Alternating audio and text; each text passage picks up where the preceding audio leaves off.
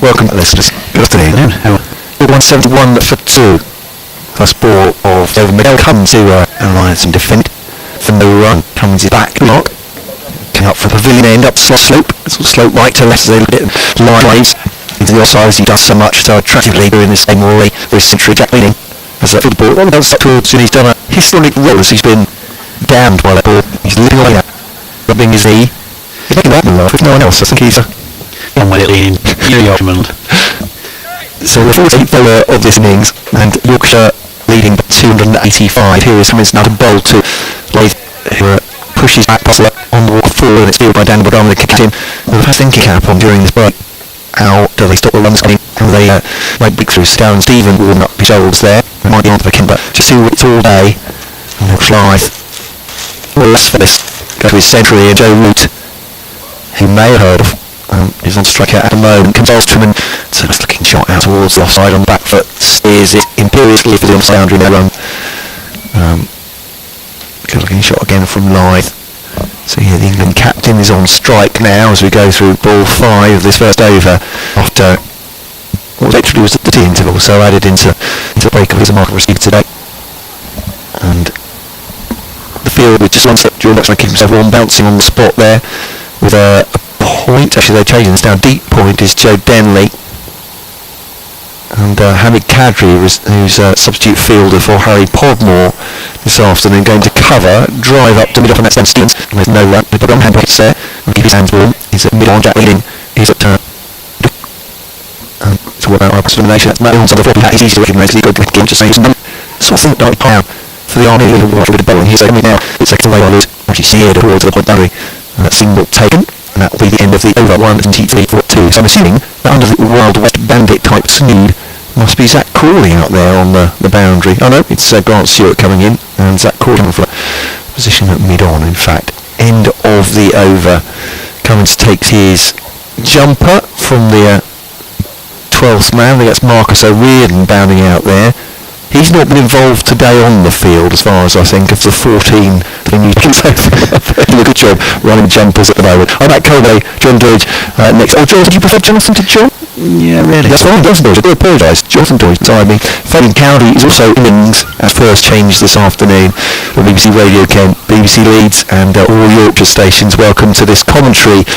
Yorkshire bossing it at the moment. 173 for 2, Jonathan. Yeah, so Darren Stevens. 5 overs for 25. Joe Root has the presence of Ollie Robinson for immediate company behind the stumps because he's standing up. And in comes Darren Stevens then, first ball of the evening session for him. Played with a straight blade by Root up to mid-off, no run. Not sure why you were balking at the idea of lunges. I don't know what you were doing during the extended break. You've been through all that, have you? Doing it, yeah. Few squats and bit of movement just to keep the very old limbs oiled. Stevens into Root, and that's full on his legs and nicely played to mid-wicket along the deck all the way from the England skipper, who moves on to 37. What are you bench pressing at the moment? 200, 300 kilos, something like that? I don't like to talk about it too much. Fair enough. There's a lot. It tends to be the people who talk about it more who are lifting a lot less, I think. 200, 300 grams, you know. Good man.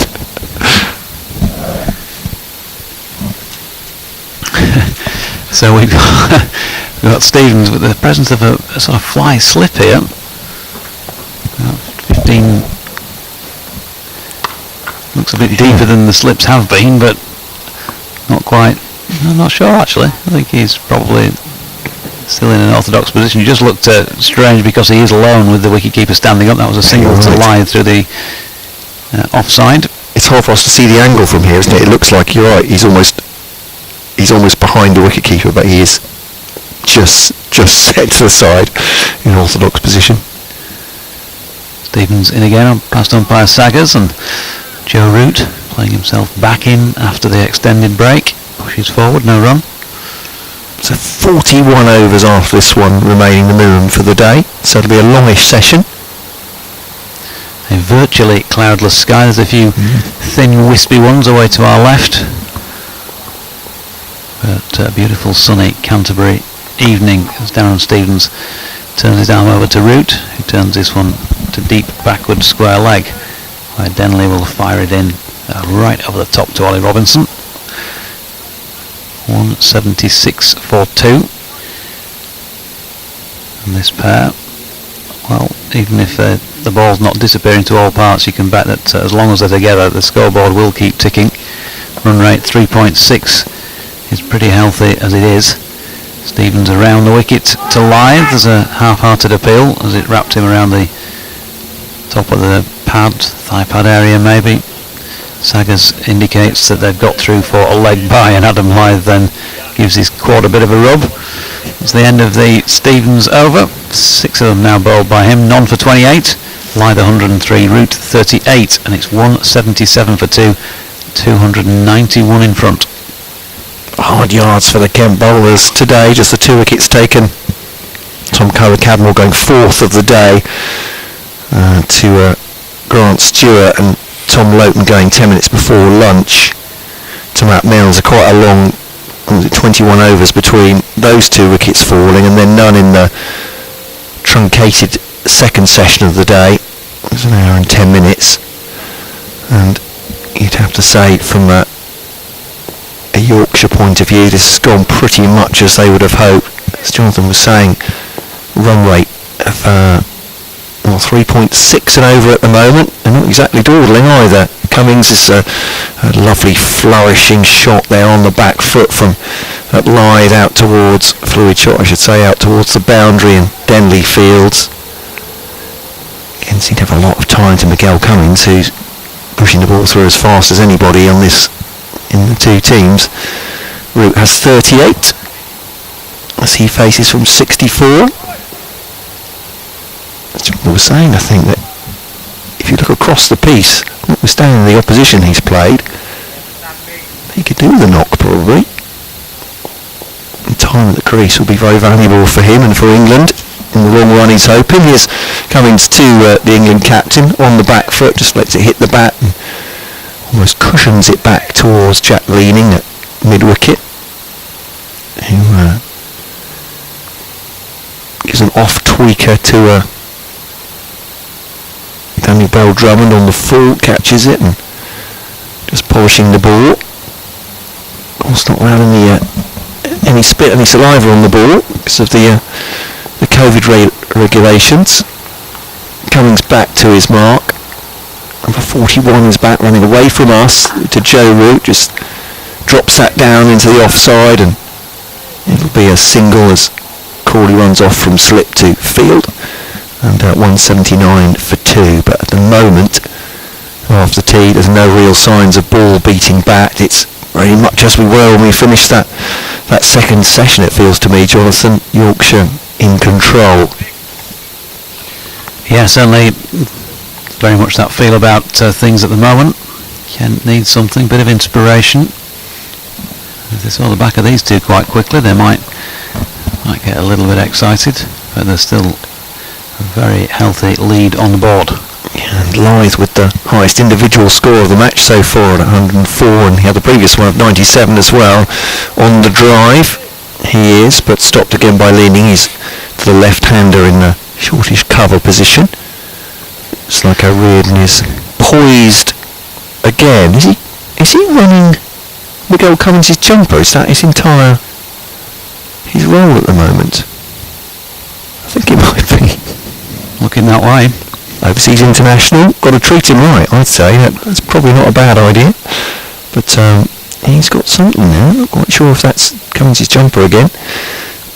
But he will bowl now towards Lyth. Straight drive, that's a beautiful shot. Full, but he's just pushed it back with very little back lift, all time into the boundary, and that is 4 runs, 183 for 2. It's just so difficult to do, isn't it, as a batsman? I'm sure many of you listening who may be of similarly limited ability to myself, you watch a shot like that and you want to hit that ball. I can see that, as if I was playing it, thinking, yeah, I'd want to really go through with that, and he just stands, waits till it's right under his eye and just pushes forward, and timing is everything there.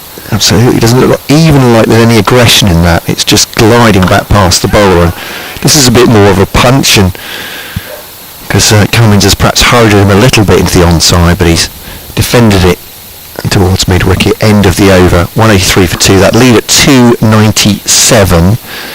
And perhaps just in this final session, I don't know how far though Yorkshire will have to get ahead, and we've got 40 overs remaining, so they don't have to hurry thinking about this, do they? But you do wonder, do they want 20 overs at Kent tonight?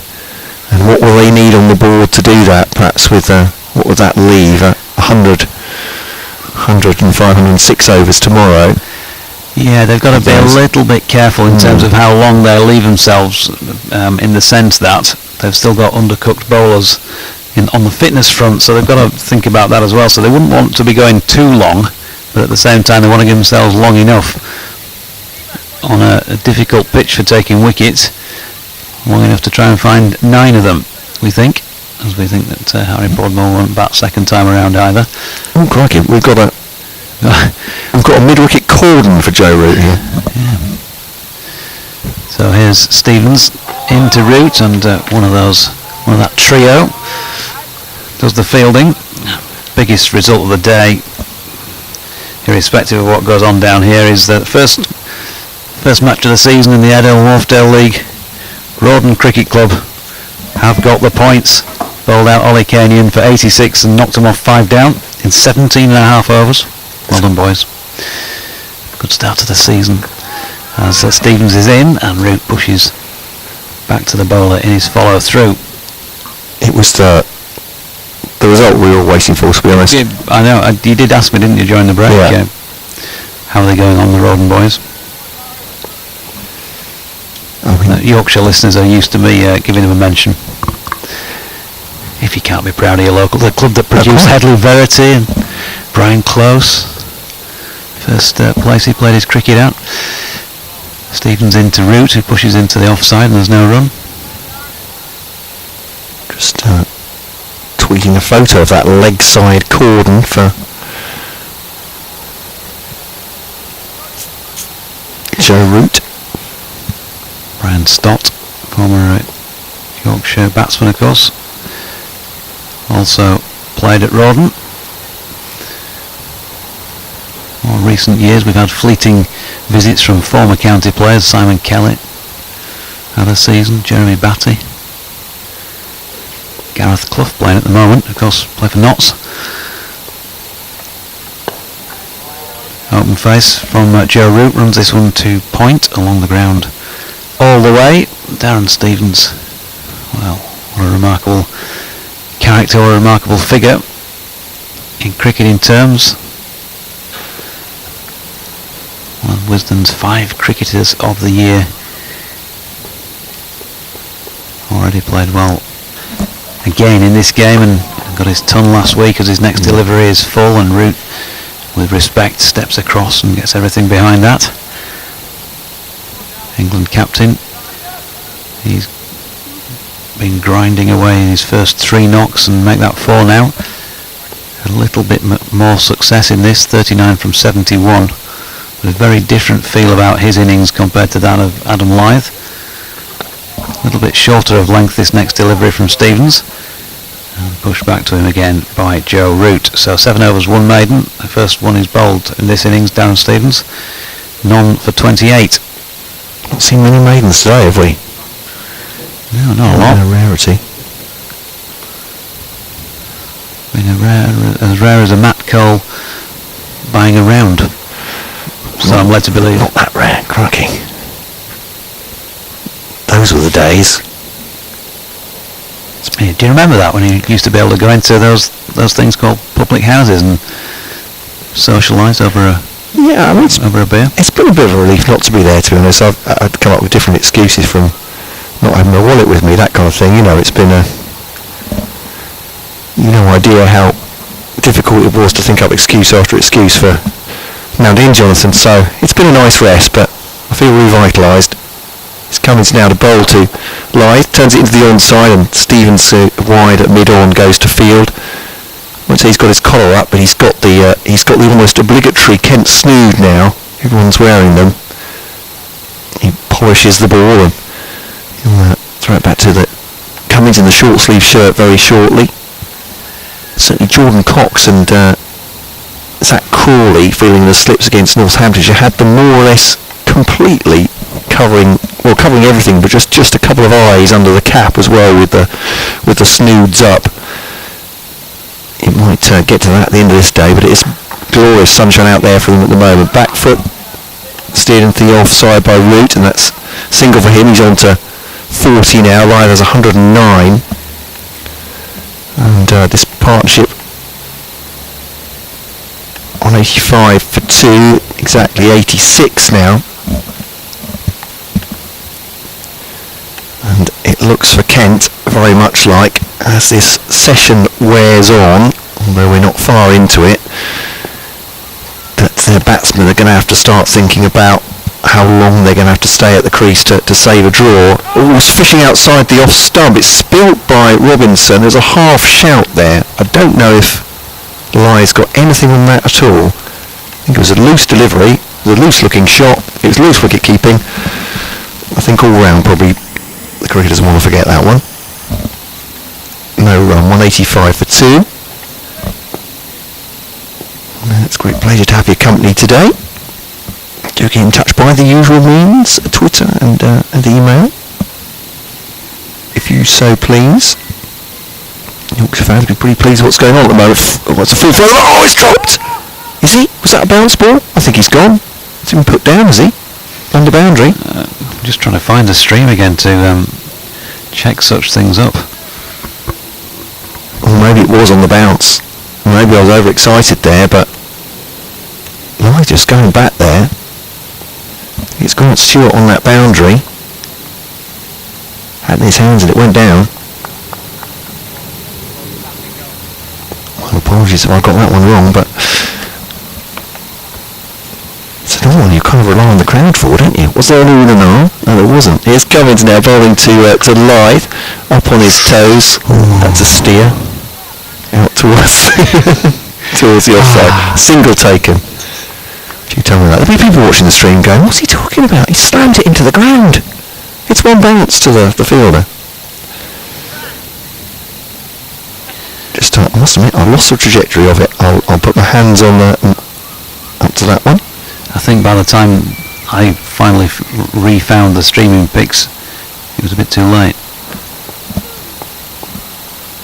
Here's Cummins then to bowl to Lythe. One slip in for him and just again drops that into the offside. Kadri will field, but it's an easy single with this field spread and pretty defensive at this point and just farming the runs. Kent not really being able to put any pressure on.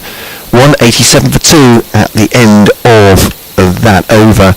38 minimum remaining. A lead of 301 now for Yorkshire. I mean, given that Yorkshire have batted, looks like pretty conservatively today and have been going at 3.5 and over, they're going to have to think long and hard about what they put on the board before they put Kent in. But as you were saying, Jonathan, if they want to win games and they think they've got an inkling of winning this one with the bowling performance they had in the first innings, then what does Captain Patterson say? That's it's always easy sitting in the commentary box, isn't it, and telling them they're wrong after the event. Sure is. Stevens into Root, who runs that one down to short third man. And there's no run. He's on 41 now. Adam Lythe, meanwhile, has ticked along. Got his 100, of course, just before we had the extended break. 110 now from 159 for the left-hander. Still 37, nearly 38 overs to go in the day. Stevens into Root. Pushes into the covers, and again no run. Looks like they're having their own private chat, doesn't it? The three-man cordon. Forming, going back to maths at school, they're forming something like an equilateral triangle. What about that? Eh? That's exemplary. An equilateral triangle. Stevens in to Root, who opens the face and pushes it out to point. There's no run. It looks like an equilateral triangle from this angle. I'm going to get myself out here with that, because somebody watching from a different angle will say, what are you talking about? So what will be the angles, the internal angles of each one, Jonathan? It'll be about like they are there between the three. the three fielders. I reckon that'd be 60 degrees apiece, wouldn't it? Here's Stevens into route, and that is taken by, I'm not sure what you'd call that point of the triangle, but the man fielding. You tell me, Johnson. That straightish mid-wicket isosceles.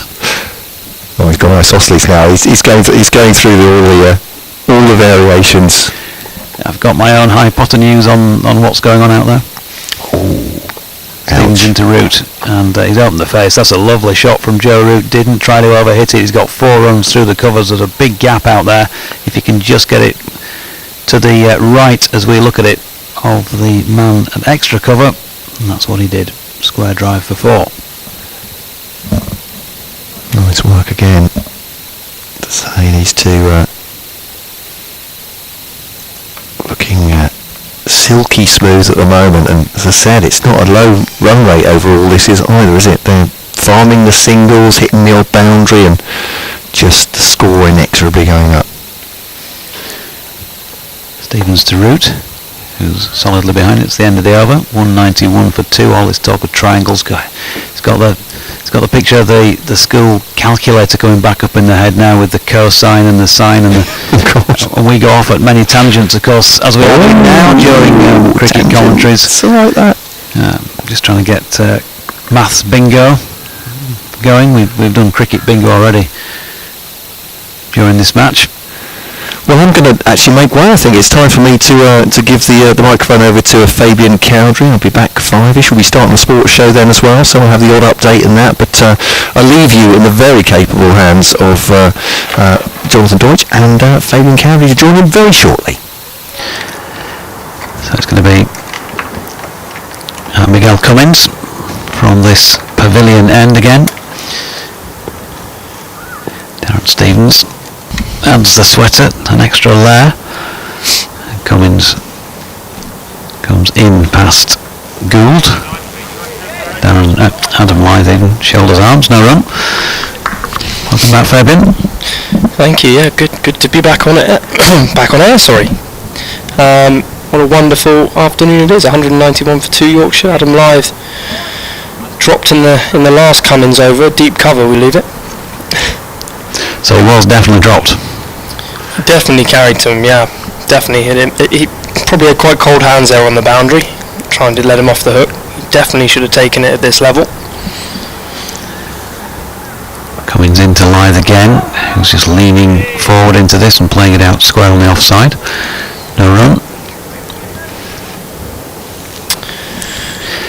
So what do you think from here in terms of match situations? Are you starting to think, if you're in Yorkshire's shoes, about what are they going to do from here in terms of winding up the rate maybe and pushing on for a declaration? I think Yorkshire would love to have a few overs at the Kent top order this evening, but I think it all depends on how close to 400 and whether they can go slightly past 400 in the time left today.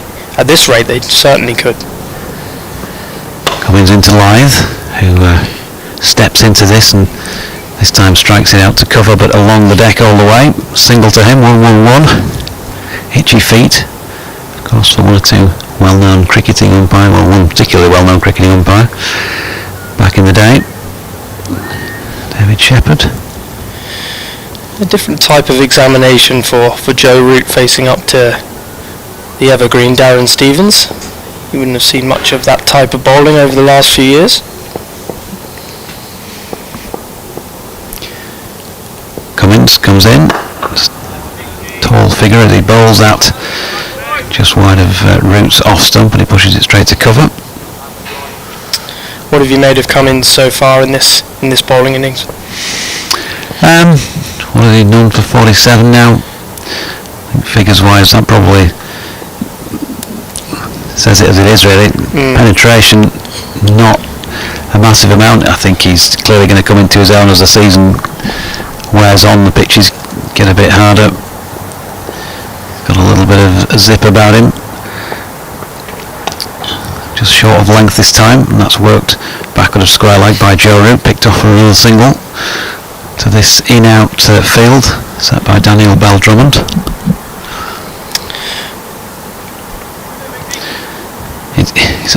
you'd love to be, to answer that question sort of more fully that you've put to me, you'd love to be in the usual commentary box and a little bit more behind the arm to see more about what's going on. I agree with what you said about him coming into his own later on in the season. There's not a lot of pace there in the pitch for someone like him. Takes away the fear factor of his short ball. Into Lythe, who's driving nicely to extra cover. Yorkshire batsmen, although they are milking some of the singles, they're also hitting the fielders quite often with decent shots. That concludes Cummins over, 14 overs for 48, hasn't yet managed to tick off the maiden box. So Lythe 111, Root 46. The lead is 307. Yeah, Lythe 111 off 163.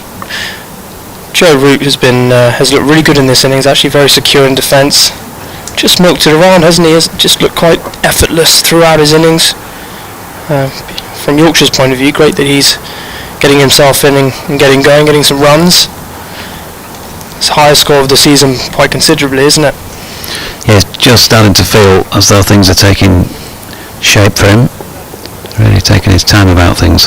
Here is Stevens bowling to Joe Root, who blocks into the offside, dot ball.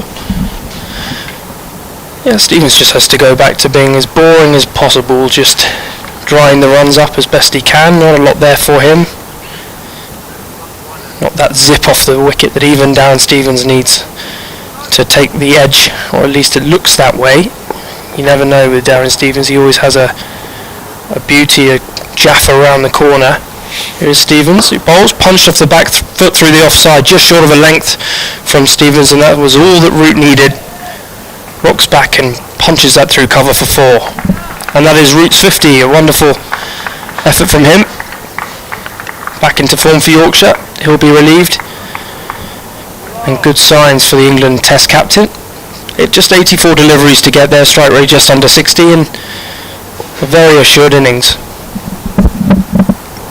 67th first class 50. Stevens to Root, who whips into the leg side and straight at the man at square leg. There's 3 fielders on the leg side, just waiting for any loose stroke through that region from Joe Root. No slip, obviously that's to do with the pace of the wicket. I think Danny Bell-Drummond thinks he's going to get a Nick Carring to first or second slip. But he is changing the field slightly. One of the 3 men on the leg side has come across to cover. Bell-Drummond himself moves over to extra cover. And he pushes Jack leaning out to a deep cover after a couple of boundaries off Root's bat off Stevens. Here's Darren Stevens blocked into the onside by Joe Root. Dot ball. Yeah, 67 first class 50s and 30 first class centuries, Joe Root. Brilliant statistics that, as you'd expect from the England Test skipper. There have been some innings in an England shirt that he would have liked to have converted. Stevens in. Angled through third man, there's no one in that region, it beats point and runs away for 4. Lovely little deft touch from Joe Root just outside the off stump. All class. Yeah, one of the best shots he's played in the knock, I think, just to wait for that as he did, and just a little dab, wasn't it? And he knew that there was a little bit of a gap to try and exploit. Did it well. And the 100-run partnership has come up with that. 54 of them to Root, 45 to Lythe, and 169 deliveries to weigh into the leg side. Down to Grant Stewart, a fine leg for a single. And Joe Root pinches a strike. 202 for 2. And Matt has tweeted, this was quite some time ago, we were talking about Steve Backley and the javelin. Matt Atkinson, good afternoon to you, says went to the same school as Backley about 10 years after he left. He didn't hold the school record for javelin, although he did hold the shot put record, apparently. wonder who did hold the school javelin record. You imagine that, can't you? Dining out on that one. I went to the same school as Steve Backley, but I held the javelin record. Because a former world record holder, wasn't he himself, but didn't win Olympic gold, right? Am I in saying that? Yeah, never managed to win the Olympic gold. World champion, was he? Or did he win silver in that as well? Jan Zalesny was the man, wasn't he? Just they'd have some great tussles, and he'd sort of find an extra whatever it be, a few centimetres. So we're going to have a change of bowling again here. Joe Denley. Joe Denley with his wrist spin. Some man being dispatched out to sweep on the cover boundary to slip in place point. Shortish extra cover, mid on, mid off. Straight mid wicket, Jack leaning. Deep backward square and a 45 behind square on the leg as Root plays this one out to the sweeper on the offside and gets quickly through for 2. We also had Ben Crossland, who was telling us earlier on that he was going for his second Oxford AstraZeneca jab this morning. I went to the Scarborough Festival with my parents in 1964 when Frank Worrell's great team were touring. Got the autographs of Frank himself. Dot ball from Denley to Root. Frank Worrell himself, Lance Gibbs, Rowan Canai, Basil Butcher and Charlie Griffiths. And he sent us a photograph in of that to prove it as well. Round of applause I think there for Ben Crossland. Denley into Root, who misses with the bat, hits him on the pad. Afternoon to you, Lily, as well. Yorkshire on top, Adam Lythe's in very good form. And come to your tweet in a sec, Bent Nielsen. We're just waiting for Joe Denley to come in again to bowl to Joe Root. Pushing that one into the offside, and again no run. So Bent says, love the celebratory fist in the air of relief from Lythe when the 100 came up. Well played today. Yorkshire, the only blemish was TKC getting himself out playing a daft shot. That's wide of Joe Root's off stump. He steps right across a big gap backward of point, which he's exploited with at least 2, and Adam Lythe calls him back for a third, taking Root on to 57. 60, my apologies, it was on 57 just before that stroke. 207 for 2. A profitable area that for Joe Root. Played a lovely dab off Stevens through the offside, backward of square, and on that occasion Joe Denley just offering a bit of width and just gliding it away behind point for 3. So Denley's going to make the switch to bowl around the wicket by the looks of things. A couple of fielding changes to the left-handed Adam Lythe. Denley in, and that's maybe went straight on, possibly with the arm. Adam Lythe a little bit dirty on himself, having missed the edge of his bat, but it concludes the over with Yorkshire 207 for 2. And Mark Biggles tweets, will Yorkshire have a bowl tonight, and if so, what is a defendable total? You'd know more about what's a defendable total on here, chaps. Yeah, it's a tricky one to answer because it's quite a flat pitch, but it's also, apart from Adam Lythe, it's quite difficult to score that quickly, really. I would say that Yorkshire would be looking to get up to 400, maybe low 400s, and give themselves a crack tonight if they can, but they'll have to put their foot on it if that's their plan. But yeah, Adam Lythe and Joe Root are certainly capable of putting their foot on the pedal if need be. 3:21, considerable lead. Shout out to the reasonable tykes, Yorkshire supporters, who were ribbing me, of course, for, in inverted commas, getting Adam Lythe out yesterday. I think I managed to redeem myself in part by him calling him to 3 figures today. Matt Milnes will replace Darren Stevens.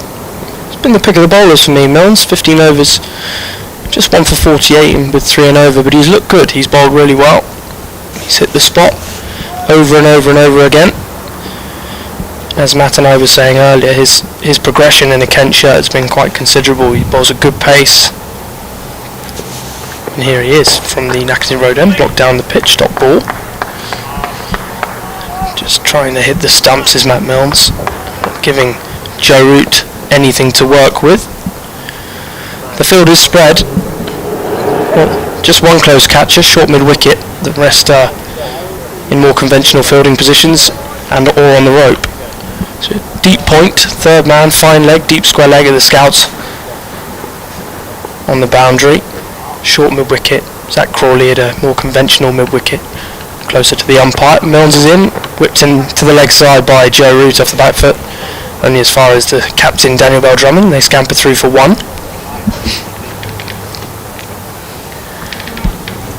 So partnership, what came together when it was 99 for 2, 109 they've put on between them in 26.2 overs. Yeah, it's good going from these two very experienced batsmen. Lyth was dropped just after a deep cover by Jack Leaning.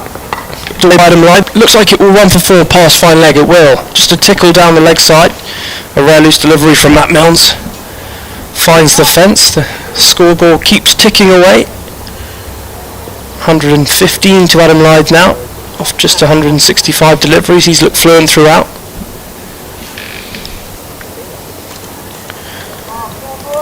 Joe Root 61 off 95. That lead is 326. I do wonder whether Yorkshire will pull out this evening. That's the big question mark at the moment. Milnes round the wicket. Punched beautifully by Adam Lyth through the offside. There's a half stop. Runs out to deep cover. They'll come through for 1.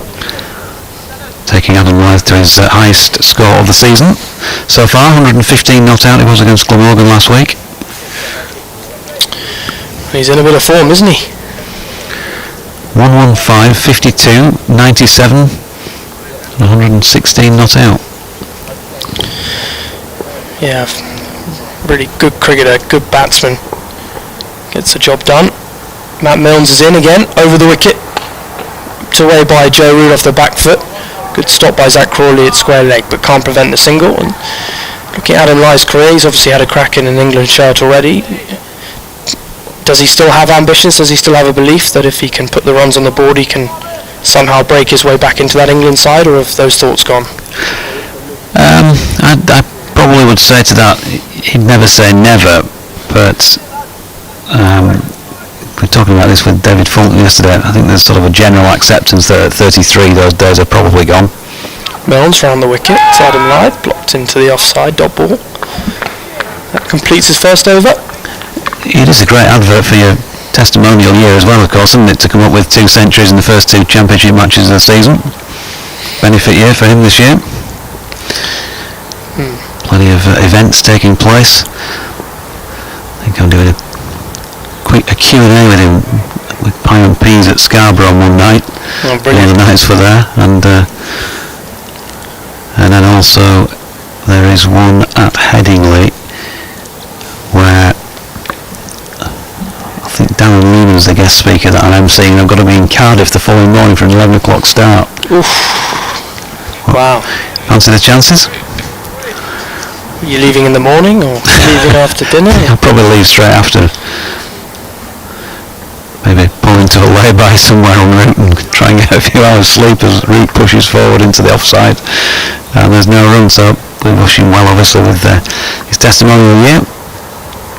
I've been a grand servant to the White Rose County. Denley into Root, another one of those who flicks that delivery off his legs. Backward of square, no run. Yeah, he's been a good servant to Yorkshire, Adam Lyth. Good in all formats of the game. Root stretching and pushing forward to his next Denley delivery. I love watching him bat in the one-day format as well, Adam Lyth. He's fantastic in the T20 competition as well as the 50-over competition. Yeah, class player. Denley into another of those, Root, which is into the no run. Distinction between the two and got to their scores, much more accumulated at Joe Root's knock today. Just I'm going to get himself into the groove of this season. Something about that, about his knock as he knocks the next one to mid-wicket. Whereas Adam Lyth, I'm in cracking nick. I'm going to enjoy myself out there. I'm going to see it through to 3 figures at the same time. And then Root gets this one away. A lovely step across and exemplary square drive, really.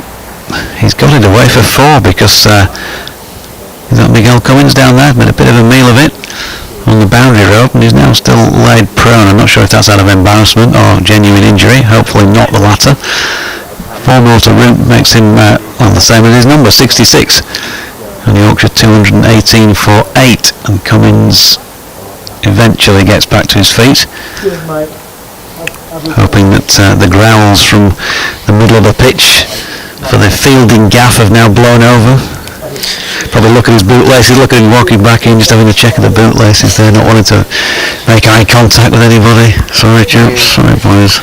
Yeah, it was a good shot from Reed actually. He just opened the face. He could have just taken one and whacked it straight at Cummins, a deep cover, but he just angled the face, opened the blade and found the gap just in front of square on the offside. So class batting. Matt Mills to continue to Adam Lythe, the left-handed Lythe.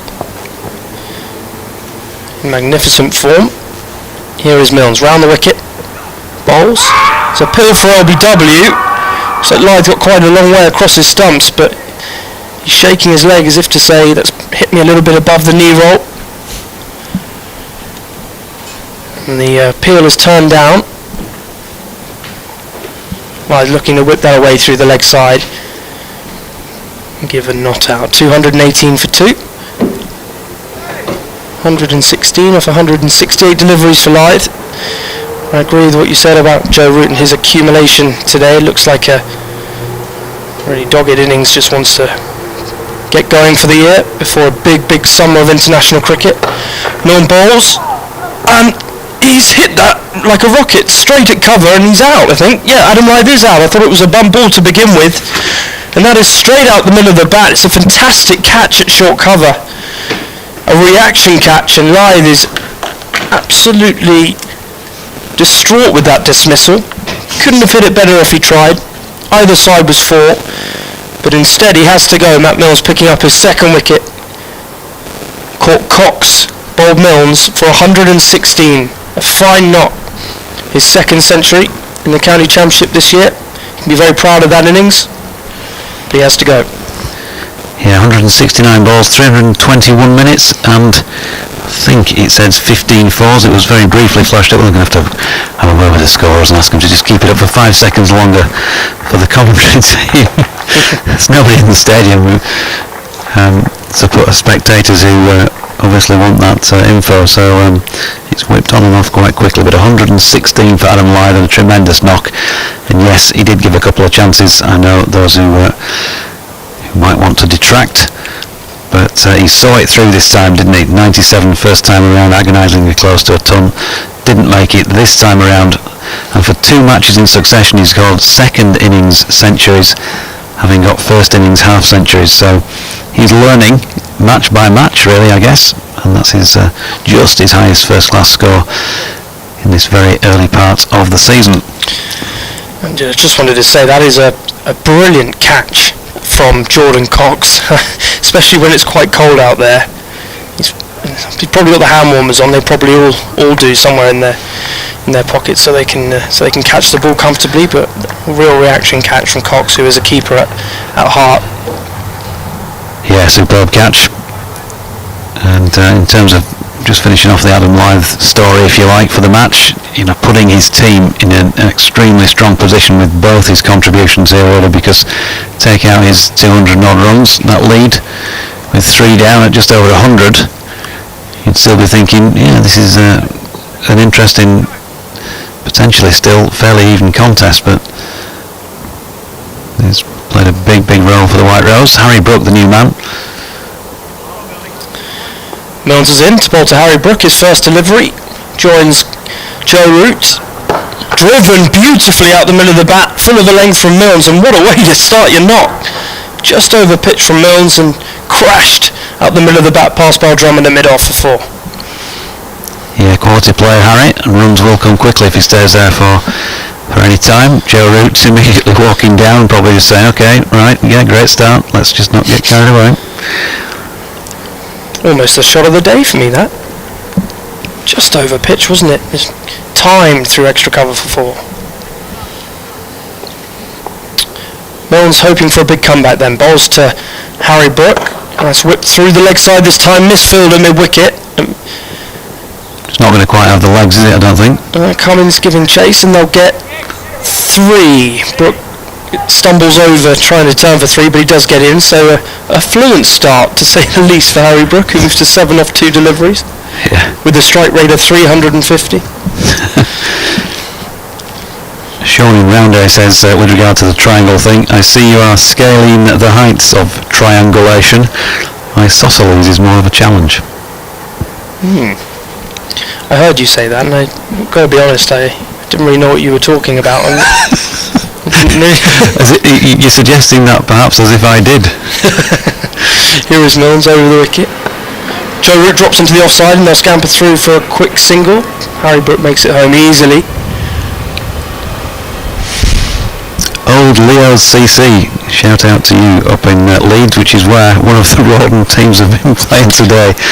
Oh, we did mention your dad earlier, so I suppose I can mention number 3 son who's been scoring in the game at Old Leo's, and they've got a nice tweet saying superb fellow scorer at Old Leo's today. Rawdon 2's batting well to get 214. Well done, boys. Milnes over the wicket, bowls to Harry Brook. That's blocked into the offside. 226 for 3 at the end of the over. A successful over for Matt Milnes, dismissing the very much in form Adam Lyth. Big wicket for Ken, that, just to give them just a little bit of a shift in momentum. They haven't had much of the play today. Yorkshire have been fantastic on a slow pitch. They've got the job done. Yeah, I suppose the irony about that is that Adam Lyth had got his 116, and they were just knocking the ball around and putting away the odd bad one for 4. Kent bowling with some discipline, but actually Harry Brook is such a fluent player that the scoring rate may naturally just increase a bit now. Actually, then he's come in, if he stays around, if he's in for an hour, then it'll be a huge lead. So Denley, a bowl to Root, who tries to create some space but can't quite make enough to get it past Cummins at extra cover. So no run. Denley turns again, bowling over the wicket. Root this time steps across to the offside and flicks it away round about square leg for a single. Yeah, good batting from Joe Root there, using the depth of the crease and working it away to leg. See that so often with Root. So good off the back foot against a spin. Interestingly, he hasn't decided to sweep much today. We all know how good he is on the sweep after watching him bat in India and over the course of his Test career. He's just used the crease nicely, glided the 1s and 2s. So Brook on strike. Still 30 overs and more to go in the day. It's going to be a late one, chaps. Denley in, and Brook pushing square on the offside. Straight to the fielder, no run. Comfortable hotel you've been put up in this week? It's a nice place. It's a little bit tired, the interiors. Denley in and Brook blocking that one. Yeah, it's one of these with the golf course on the complex, not all the things that you can't use when you do this job because you're not there enough, right? Just teasing you. Yeah. Denley into Brook, who turns that one through mid-wicket. That's a lovely shot from Harry Brook again, off his legs. Tell you what, there wasn't much in the way of pace, was there, off the Joe Denley delivery? And there wasn't a lot of backlift from Harry Brook. Timed that beautifully. Yeah, wonderful bit of batting. Just rocked onto the back foot. Stayed a bit low, I think, on Harry Brook, and he still managed to time that through the leg side like a rocket for 4. So he's 11, 231 for 3, lead of 345, and he's driving this next one straight to extra cover. But you've already got the feeling about his innings that without even trying, runs are going to come, and Kent will want to see the back of him if they're going to just peg back this potential for scoring rate. I think what we'll see from Joe Root is the same as we have been seeing throughout. Can't imagine there's going to be a major increase in tempo. Maybe if he gets 3 figures on the board and there's time to do that, he'll just keep chipping away. Yeah, I just wonder whether Harry Brook has been given a message to go out there and show more intent than normal and try and tick the scoreboard over. But then again, you have told me that this is just the way he bats. He's a aggressive, fluent cricketer, fluent batsman. But I think you're right. I think Joe Root will just tie up and hold up one of the ends so they don't lose any quick wickets, and Harry Brook will just do what Harry Brook does best. Milnes is in.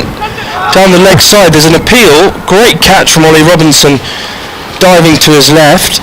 Given not out, just clipped the thigh pad by the looks of things. 231 for 3. Change in commentary. Welcome back, Matt Cole. Thank you very much, Fabian. Yeah, so very attractive strokes from Harry Brook, who's playing like it's a T20 at the moment. 11 from 7 balls, and just a pleasure to watch the England captain batting here as well as it was Adam Lyth too. From a Kent point of view, this game's getting away. Batsmen now will be thinking about saving a game, won't they, surely, from a Kent point of view? Yeah, just... if they weren't before. Absolutely. I think it's one of those times for an opening batter or top 3 batter where they're thinking, am I going to be put in tonight? Am I going to have to go through that horrible 6-7 over period? Here is Milnes, bowls to Joe Root. Blocks into the offside. Think about a single, they won't get it. Dot ball. Yeah, it's never nice, is it, when the opening batters have to run off and they know they've got 5 or 6 overs as the sun's setting. You don't really want to lose your wicket after 88, 89 overs in the field, do you? and then have to watch everyone else build an innings the following day. But that'll be on Yorkshire's mind. I'm sure they'll be thinking about the opportunity of having a crack at Kent. I'd be surprised if they didn't actually at this stage. Here is Milnes. Into the leg side by Joe Root. A misfield there at mid-wicket by Zach Crawley, but they don't get through for 1. Another dot ball. Beldrama and Denley Crawley could all do with runs, to be honest, from the first 3 innings they've had. I suppose obviously the second innings at Northamptonshire was a truncated one, but due to the captain would like to get a decent score, and he's just searching for a bit of form early season. Although he got a century in the warm-ups, didn't he? But yeah, and Zach Crawley will want to continue to oppress the England Test captain. Joe Root blocked into the offside. They scamper through for 1. Milnes picks up, footballs the ball at the stumps and misses. I think that would have been out with the old left boot. Instead he misses. Harry Brook is still there by a whisker, I reckon. yeah, I don't know which is his favourite peg, Matt Milnes. They don't do the football warm-ups anymore, do they? So we can't tell. But yeah, this one's wide of the post. I think he thought it would have been out with a direct hit there. Good bit of skill from Matt Milnes. He's obviously one of the first picks in the warm-up. I think we're just going to do a little bit of an update for BBC Radio Kent very shortly. I'm not sure exactly when it's going to come, to be honest. It's the Wonders of our Sports Hub show on a Saturday afternoon. Do you want to take over, Matt? Just in case? I'll just take over these 2 balls, just in case, as they've... It's coming to our ears now, the show. Milnes to that's a lovely shot. He's creamed that wide of long on the back foot for 4 runs. That is such good timing. He's come in, like he's having a net with some schoolboys at the moment, isn't he? He's just ball going to all parts. It's a remarkable shot. 15 from 8 now. 350 the lead. Book 15, route 69, 23643. So Milnes back to his mark. What do you do about this? No slips in now. 2 men on the drive on the leg side, but he bypassed those. But is it just his pad then looped up and away? There's no answer to that appeal, only from the bowler, by the way. No wicket keeper appeal. Updating now. Alright, we're not right now. We will be doing it a few minutes time, but route was 69. Brook has 15 end of that over. Standard appeal, but a bat and pad, was that, do you think, or maybe going a bit high?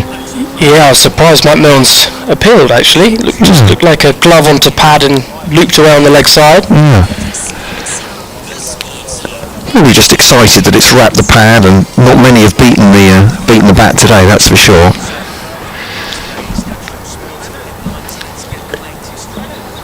Updating our BBC Radio Kent listeners on the Sports Hub.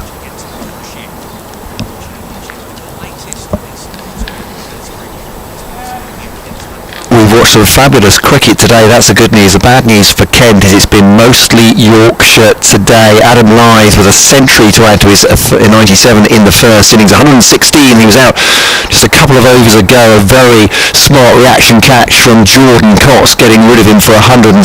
That at 218 for 3 though. Since then, Harry Brook, young Yorkshire batsman, has come in. He scored 15 off 9 balls. And Joe Root, yes, Joe Root, the England captain, is still there, not out on 73. They're now coasting at 240 for 3 on this third day. Yorkshire a lead of 354.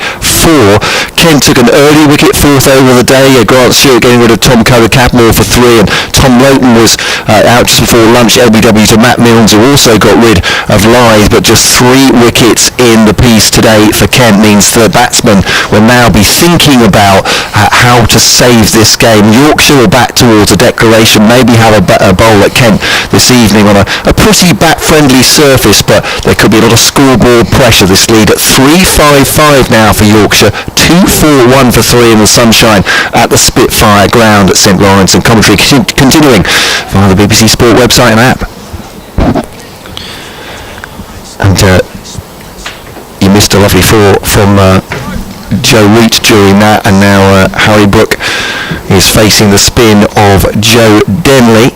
5 added for that over. It is 2-4-1 for 3, driven past the hand of Joe Denley. As he just caught that near the fingers of the left hand there, just wringing the hand a little bit, but Stevens picks the ball up and tosses it to Joe Denley. So 2-4-1 for 3, and I wouldn't say Joe Root's coming to the party because he's got 74 already. He was already at the party.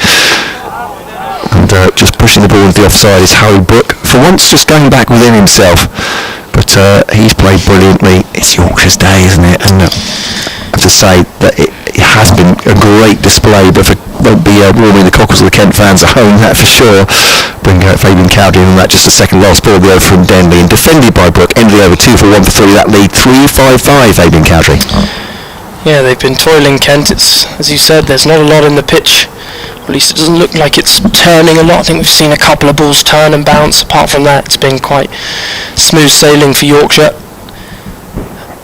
Difficult to produce the magic delivery or find that zip that the seamers need to take the edge of the bat, and they've been met by Adam Lyth, who's in wonderful form this season, who's 2 half-centuries, 2 centuries in as many innings so far this season, and Joe Root is playing himself back into a bit of form. So they've come up against 2 class acts, and Harry Brook, who's just visited the crease, 15 off 13 balls, hit 3 or 4 of the best shots I think I've seen in a couple of seasons.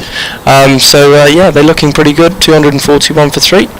Bit of spin at the Mackintosh Road end now as well. So spin twins. Jack Leaning will bowl some off breaks. He got rid of Johnny Tattersall in the first innings. Looked like a real attempt to wide outside the off stump, but I'm not sure that's going to work twice. First ball it was, though, wasn't it? His yesterday. Jack Amazing Leaning. first ball against Yorkshire, wasn't it? Yeah. First delivery? Yeah. Absolutely right. Yeah, against his old team as well. You wouldn't want to be Tattersall that evening and get a few texts from Jack Leaning saying, "Thank you very much, mate." Here is Leaning. Reverse sweep from Joe Root through a vacant gully area. It's running across the pitches, practice pitches, and saved. They'll get 3 in the end. I think that's Matt Milnes down there who gave a diving stop to that in front of the Frank Willie stand. That's not a chase you want after bowling a lot of overs today, is it? No, he's looking a bit sore, is Matt Milnes. He's bowled a few overs today. Brings Harry Brook onto strike. Be interesting to see how he goes about his business. He's been aggressive and quick on his feet so far. Cummins is back to long on from mid on, and he'll just take a nice single down to Cummins at long on. Good batting, 245 for 3. Rotating the strike, giving the job back to Joe Root, who's 77 not out. Leaning to Root. Short ball, punched down to Cummins at long on again, another single. Yorkshire very happy just to keep rotating for 4, 5 and over, hit the bad ball for 4. 360 ahead. Kent have a big job on their hands to to go about their second batting innings. Thick inside edge, run through square leg for one. I was just looking for that plane, Fabian Cowdery, because that had a very deep noise to it. I was wondering if maybe we were being buzzed by a Spitfire. They do fly over here. Leaning even to Joe Root, whacked into the offside. Only as far as deep cover for one. Yorkshire just knocking it around. Former commentary colleague Peter Geese would know that just by the note of the engine, but just sounded quite deep and guttural. They do make a fly past every now and then, which is quite a sight, but a Spitfire past the Spitfire Ground. Leaning again. Blocked by Harry Brook this time. Dot ball. End of the over. 248 for 3. Yeah, so sorry, I was momentarily distracted by the... I can't say that I know much about Spitfires, to be honest. Well, I know they make a wonderful noise, and it's quite deep, and it's not like your normal light play, and that just felt a little bit deeper, and I'll get a bit of a roar out of them. Is it coming back? There we go. It might just be me, who knows? He's hearing things, listeners. There we go. It's probably time the old bloke had a lie down. No, anyway. End of the over. More importantly for Yorkshire fans, 248 for 3. Your team are in charge here. Kent are just trying to buy a wicket here.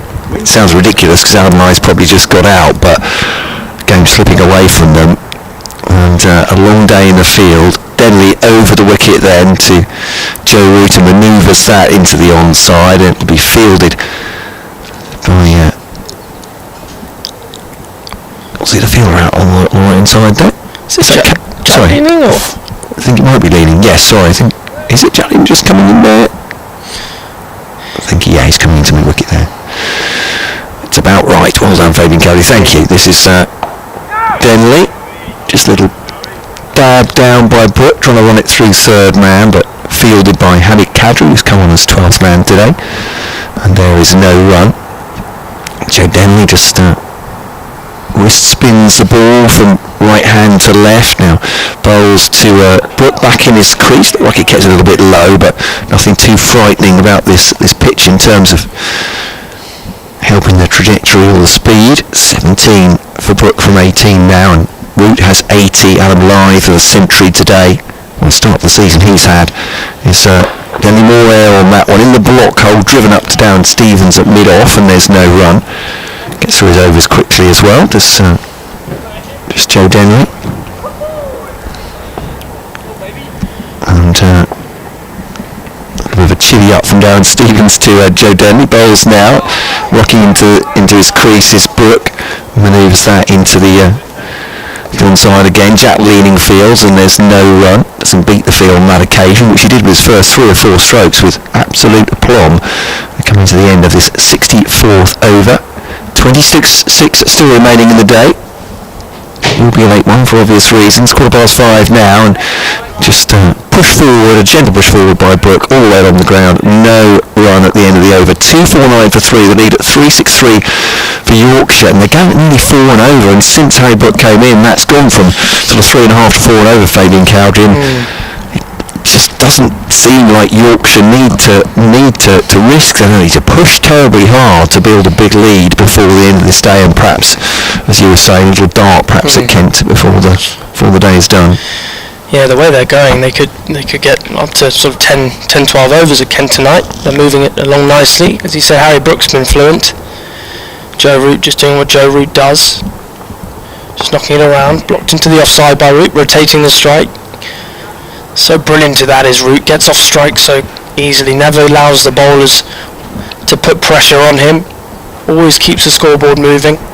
One of those players you just look up at the scoreboard and from nowhere he's 20 runs more than you thought he was. Leaning in, blocked off the back foot by Harry Brook. Yeah, today's been an absolute case in point that. It just seems like Adam Lythe was batting and Root was there, and as you say, you look up when Brook comes in and he's got 70 on the board. That's no mean feat. Punch down the ground to Cummins, who's at long on, 4-1. Yeah, without any risk really. Joe Root's just tick the scoreboard over. His strike rate's around 70, which is good for 4-day cricket. 5-day cricket. It's a good strike rate to have, and It's as if he's hardly broken sweat, to be honest. There's Joe Root today. Punched at cover off the front foot by Root, no run.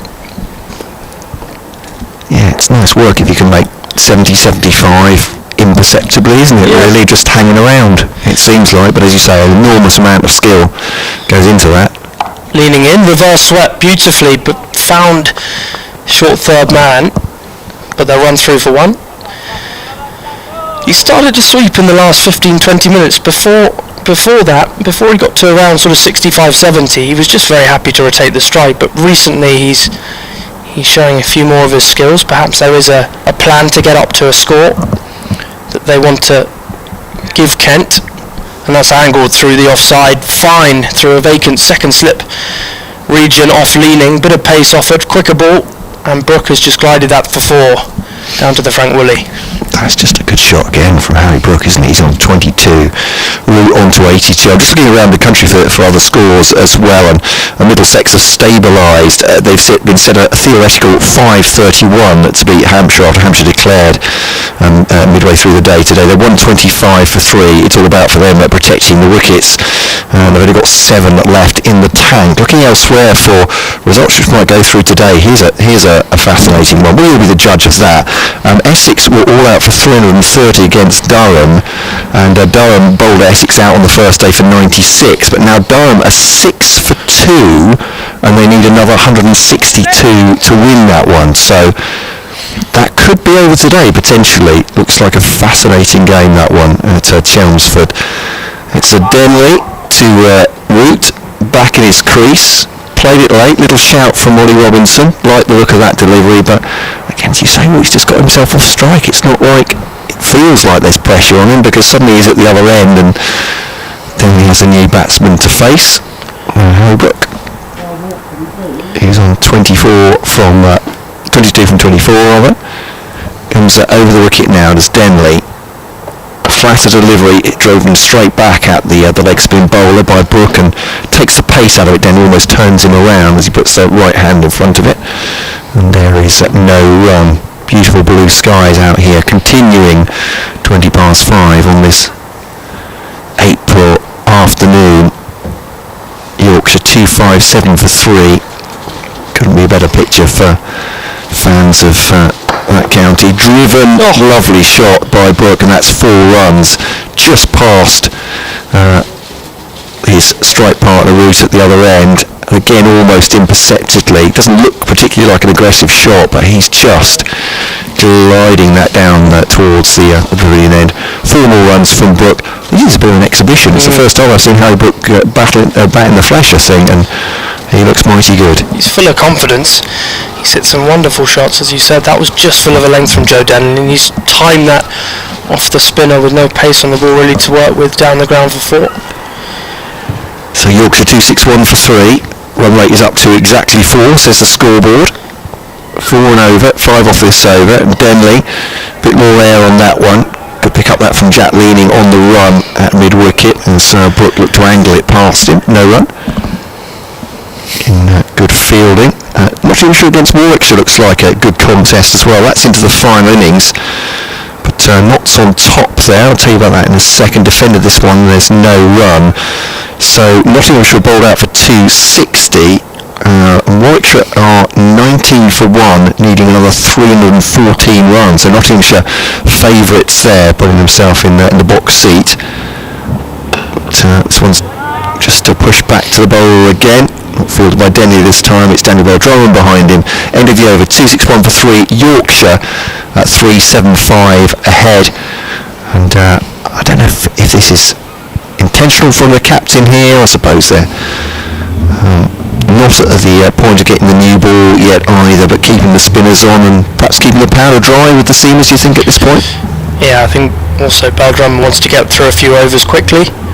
There's plenty of overs left in the day. If he can rush through a few overs and try and tie these two up, stop them from scoring boundaries, and Yorkshire might think they want to put their foot on it to try and get Kent back in, and they wouldn't have reached the amount of runs they wanted to in the allotted time. So Bell-Drummond just trying to hurry through as much as he can for Kent here. Leaning is in. Balls to Joe Root, who cuts behind square. Push for 2. and he'll get back for 2 in the end. Yes, so Misfield at deep point allows Root to scamper back. As we said, it's just these two aren't allowing Kent to settle at all. There's no, I can't remember the last over where it was just gone for 1 or 2. They've kept the scoreboard moving. It's a single for Joe Root, who punches down to Cummins at long on off the back foot. Yeah, neither of these bowlers has bowled a maiden, and they got through 15 between them, so there's certainly a lack of pressure there. But obviously they're not the frontline bowlers either. Yeah, that run rate up at 4 now. Lead of 378. Leaning is in. Blocked into the offside by Harry Brook. Dot ball. That's very telling, looking at the bowling figures. Just 3 maidens in 66 overs. Really shows, doesn't it?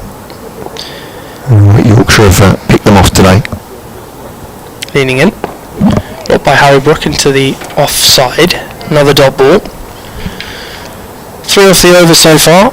2 deliveries left in the over. 22 minutes past 5. Plenty of cricket to be played here at the close of day 3. Leaning is in again. Punch down the ground to Cummins at long on. Another single. Spell Drummond, I'd probably bring him up and say to these two, if you want to keep rotating, you've got to go over my head, or if you want to score, you have to go over my head. But at the moment, Beltram very happy to give away the singles. Oh, that's down the leg side. It's a miss from Ollie Robinson, unless he's got a tickle on it.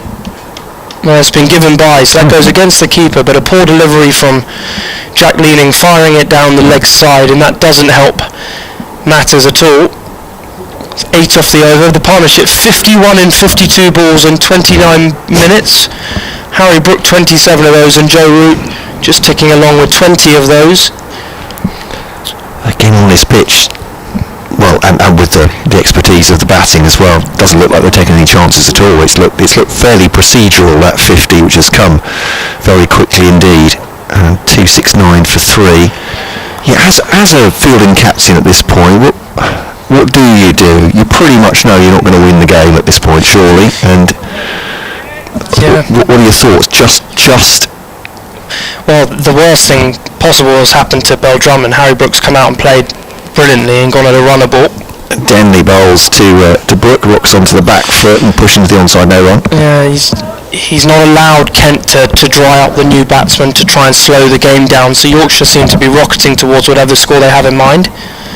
And Joe Root's just played in Joe Root's way, and it's been tricky for the bowlers on a pitch not offering a lot. Denley to Brook, who defends that. Yeah, it's very much the way it feels, isn't it? This is all in Yorkshire's control at this point, and doesn't seem to be a great deal that Kent can do about it. As Denley comes in for his 3rd ball of this over, Brook defends that, and there's no run. 383 the lead. Having said that, you do feel that they'll have to be a little bit conservative. Yorkshire, with the nature of this pitch, as Brook drives and Cummins fields half-fields, they get a single actually, had to get his body behind that, and they'll come through 4-1. Because you'd think that in Yorkshire minds, if they're not going to count on Denley, Crawley, Bell, Drummond, Cox, etc., not getting any runs again, are they? They can't imagine that is necessarily going to happen, so they have to think that on a pitch like this, one of those Kent batsmen is going to get in, and that could be a danger to them, so they're going to have to bat them out perhaps of this one. I'm thinking aloud. Stop me if you've heard that one before, if it's wrong. No, I think I think you're right on track there, to be honest. It's a good batting pitch now. Denley bowls now to Brook on the back foot, trying to force that pass mid-on, but it's stopped by Daniel Bell-Drummond, and that will be the end of the over. Update coming very shortly with our listeners on the BBC Radio Kent Sports Hub. Right now, actually, 87 for Root, 28 for Brook. See, they're optimistic, I said. Come for a couple of hits before the Gillingham game starts, because things will be going on Saturday afternoon, and you'll want to come to us. And now I feel I'm just going to bring the listeners on the radio just poor news for Kent, unfortunately, in that Yorkshire just carrying on, but I can't dress it up. Yorkshire bossing it, and that update coming very shortly. End of the over, sanitisation break.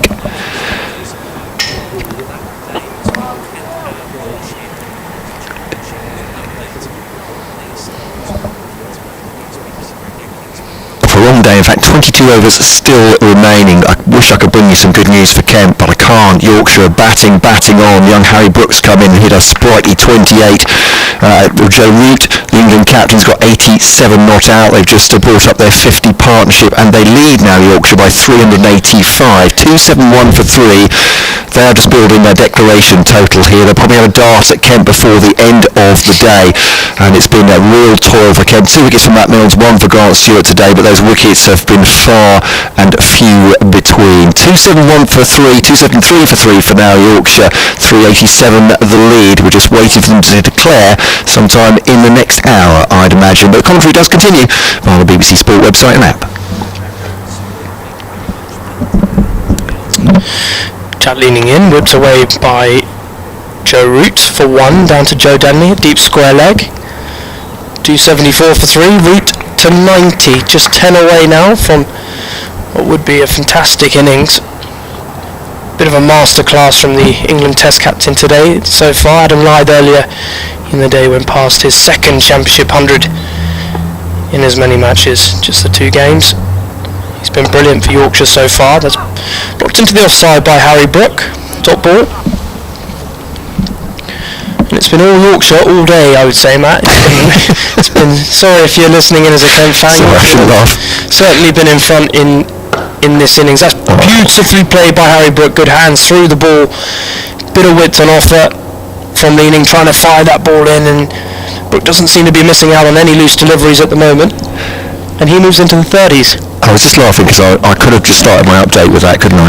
That was what a perfect line that is from Fabian summing us up. All Yorkshire all day, absolutely. You have to say though, Harry Brook has come in and you can see the confidence these batsmen have got in this pitch as well. There's nothing's really discomforting them, albeit that the 2 spinners are on at the moment. Leaning to Brook, blocked down the pitch, top ball. Yeah, I think I was hinting at it earlier, but Brook coming in and playing like this makes life very difficult for Bell Drummond. Because their runs are flowing. If they keep moving along at this rate, they could even get a few more overs in at Kent tonight. And obviously Bell Drummond doesn't want Kent to be in with too many overs to face this evening. But it looks like it's going that way. It's just about to go at 5:30. 278 for 3. Just thinking, getting through the overs as well, they may not get to the second new ball, or Yorkshire might take it on for the extra pace coming off the bat maybe, but where are we, 69 overs now, so it's in 11 overs.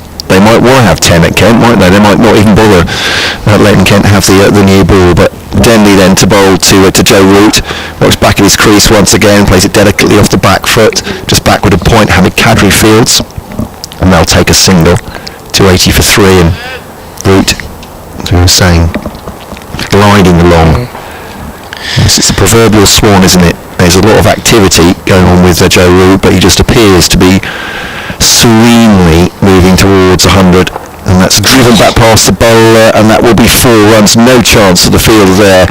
That's crashed into the advertising hoardings, and crisp shot from Harry Brook. He moves on to 36. It's a bit of an exhibition, really. Well, we were told that he plays like this almost every innings with this sort of intent, but I do feel that perhaps maybe someone in the Yorkshire dressing room said, right, you might want to go a little bit harder because we want to get up to a certain score, but they've all been proper shots. They've all been beautifully executed. Fair play. Yeah, Denley to Brook now, and Rook's on the back foot again and tries to push that past, leaning at mid-wicket, but can't move him there. So a dot ball, almost a rare dot ball at this point, 283 for 3.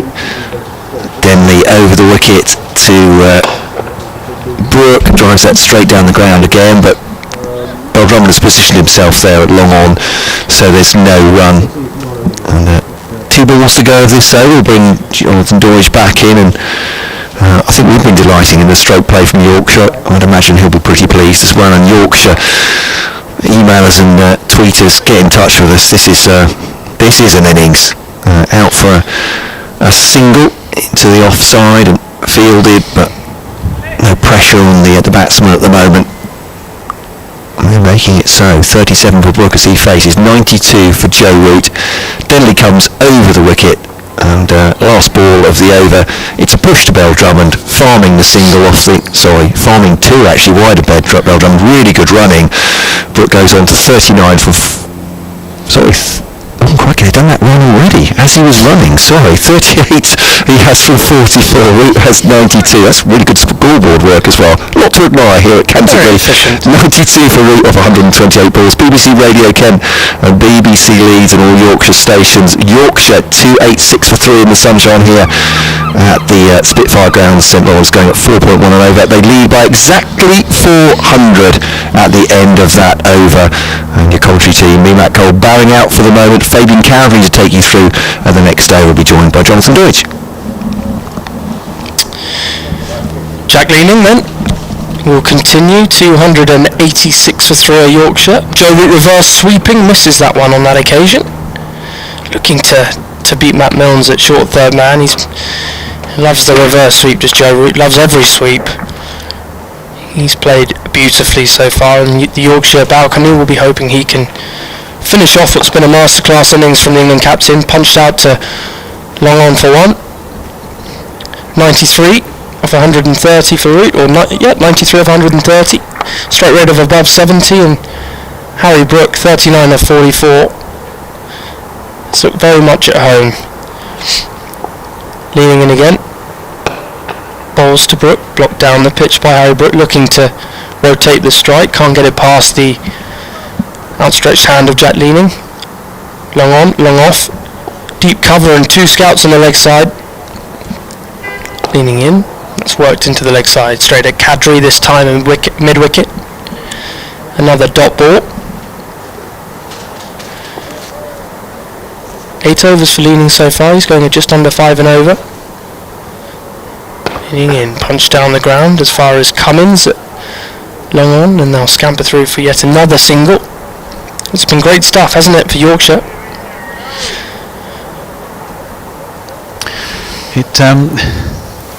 It's been a pleasing day for White Rose supporters, and plenty of positives on the social media, which we'll get to at some point. Queuing up to have a word. Leaning. Bowls to Root, hard sweep this time. They'll push for 2, they'll get to. There's a fumble at deep square leg from Joe Denley, who throws the ball in angrily after that mistake on the rope. And that takes Joe Root to 95, just 5 away now from his century. Harry Brook 40 not out, that's the end of the over, 291 for 3. So to that social media, Ken, going right back to prior to when Alan White got his century, asking me to take a walk and get off the microphone before he got there. Well, fortunately managed to see that one off. And hi Dodgy, says Malcolm in Alicante, 17 degrees, unusually chilly. You want to try this? I can tell you, Malcolm. Great that Adam Wise got his ton, and Donny Rovers won as well. He says makes a change. Yorkshire need to crack on now and get a declaration total. There should be something for Don Bess and Joe Root in the 4th innings, but they'll need time to bowl Kent out. Yeah, I think that's pretty clear from the way the pitch is playing. No evils in it whatsoever. Hard work for bowlers to take wickets. So Denley going to bowl to Harry Brook. Long on and long off. Set back. Bit of protection. He's raced on to 40 from 47. Wide stance. And a big appeal from Ollie Robinson for a tickle down the leg side, which Ian Gould isn't interested in. I think Joe Denley's appeal was probably just as a backup really for his keeper. I'm not sure he was straight up there. So Brook waits and again tries to crash this one away on the leg side. Really got his front leg out of the way and opened up that space, but missed it. Leg by. So Joe Root on 95 and on strike here. And as the boys have been saying, the masterclass really. He's just taken every bit of time offered to him. Denley in. Root will sweep that, a reverse sweep as well, down to the man who was originally at point. He'll just pick up the single. 96 to him, but I would say he's batted within himself, hasn't he, really? We know what he's capable of, and there's a feeling of trying to play himself into good form again this season, as Harry Brook has smashed that many a mile over mid-wicket, and I'm not sure whether they're waiting to see if that's gone for 6 or whether they're waiting to see if they need to send out a search party for it, because it's gone a long, long way. Just strode down the wicket. Joe Denley offered him one up at probably half volley lengths, really. Didn't need to take even a half stride to get to the pitch. And it takes him to 46 from 50 Yorkshire on 299 for 3, leading by 413. What have we got left in the day? 18.2 overs, so still time here to have a bit of fun, maybe knock up another 60 plus, 50 plus, something like that, and get off and have, I don't know, maybe 8-10 overs at the top order of Kent. Next Denley delivery is turned backward and square by Harry Brook. So Yorkshire 300 is on the board. 300 for 3. 71 overs and 5 balls and 364 minutes it's taken for those who like those sort of stats. So Joe Root, can he find the gap here? In comes Denley round the wicket. Root pushing forward. Might have got a little tickle onto his pad. He's going to have to rush through because Ollie Robinson was quick from the back of the stumps to get round and field it. And he must have got something on it because he's on to 97 at the end of that Denley over. 97 from 133. So 301 for 3. But yeah, batting within himself, Fabian. No semblance of a chance, really, that I can recall. No, he's made it very difficult for the Kent bowlers then. Had to be far offline for him just to pick them off. It's taken him a while to start sweeping in his innings. He's been very happy just to be out there, really, and bat some time. As you said, he wanted to score. He's obviously wanted to score some big runs for Yorkshire before he heads back to international duties, and he's been great so far for Yorkshire. Here's leaning them to Root, who gets this one away, times it nicely to mid-wicket, but there is a man set back to just eke out every last drop of this 100, make him work for every run, not give him a free boundary. Takes him on to 98. Harry Brook back on strike, he's on 47. Make that 48 because he's got it in the same place as Root, although not by the same methods. He's calling him back for a second here, is Root, going back to the non-striking end himself, but Harry Brook, he's only young, he's pretty quick. Sprightly gets back for a second, takes him on to 49. Yeah, nearly a run a ball, 49 off 52. It's been the perfect innings from Harry Brook at this stage. And he waits and takes this next full-length delivery from leaning and hits it up to mid-on, and for the second time in the match Harry Brook has made it to a half-century then. Just 22 years of age, still in the formative years of his first-class career. It's an 8th first-class 50 to go with 2 first-class centuries. He's played well with fluency as usual. So leaning into Root, who sweeps this one on 98 straight down to long leg, and he hit it so well there was no chance of coming back for a second. So Rooted on 99, and Harry Brook 50 from 53 it took him. Whips this one really in front down to long on, and Joe Root keen as ever for an extra cheeky run, gets back for a second. Yeah, good running from Joe Root, pushing hard for his partner. Jack leaning into his 10th over, none for 52 for him. 1 for 7 in this over and no boundaries. Very much a defensive feel to the field as leaning is in again. Reverse sweep this time from Harry Brook, goes through what would have been orthodox cover for 4 runs, so there is a boundary at the end of the over. 11 off that Jack leaning over. That took Harry Brook on to 56 and Yorkshire to 312 for 3, leading by 426. I think we'll know pretty soon, won't we? If Joe Root does get this extra run, will they call time now? Can't see that at this early stage. 17 overs remaining in the day. That'll be down to 14, wouldn't it, to bowl? But it might be just have a bit of fun for a few overs. We'll see. On the cusp then, Joe Root. Just going to hold him up a little bit longer. What a sport, cricket, for the psychological. Just move that fielder there, doesn't really make any difference whatsoever. Well, yeah, you just come around 5 metres there. Yeah, just bop back there a bit. Yeah, okay. What did you say there? Okay, right, I'm ready to bowl at you now. Here he is, Joe Denley over the wicket to Joe Root, who steps back and tries to flick that away back with a square. Tell you what, there was only an appeal really from Denley, but there was just some feel about that he was stepping across his stumps. He hasn't missed any of those all day, has he? It's a perfect ball to take him to 100. The nervous 99s. Denley in again, Root strides forward and pushes it back to the bowler. I wonder if when you've got as many hundreds as he's got, when you're on 99, you still feel it. We'll never know. Denley into Root, who's found the gap through the covers into the offside then, and on 138 deliveries of absolutely superb innings building, he has got himself to another first-class century.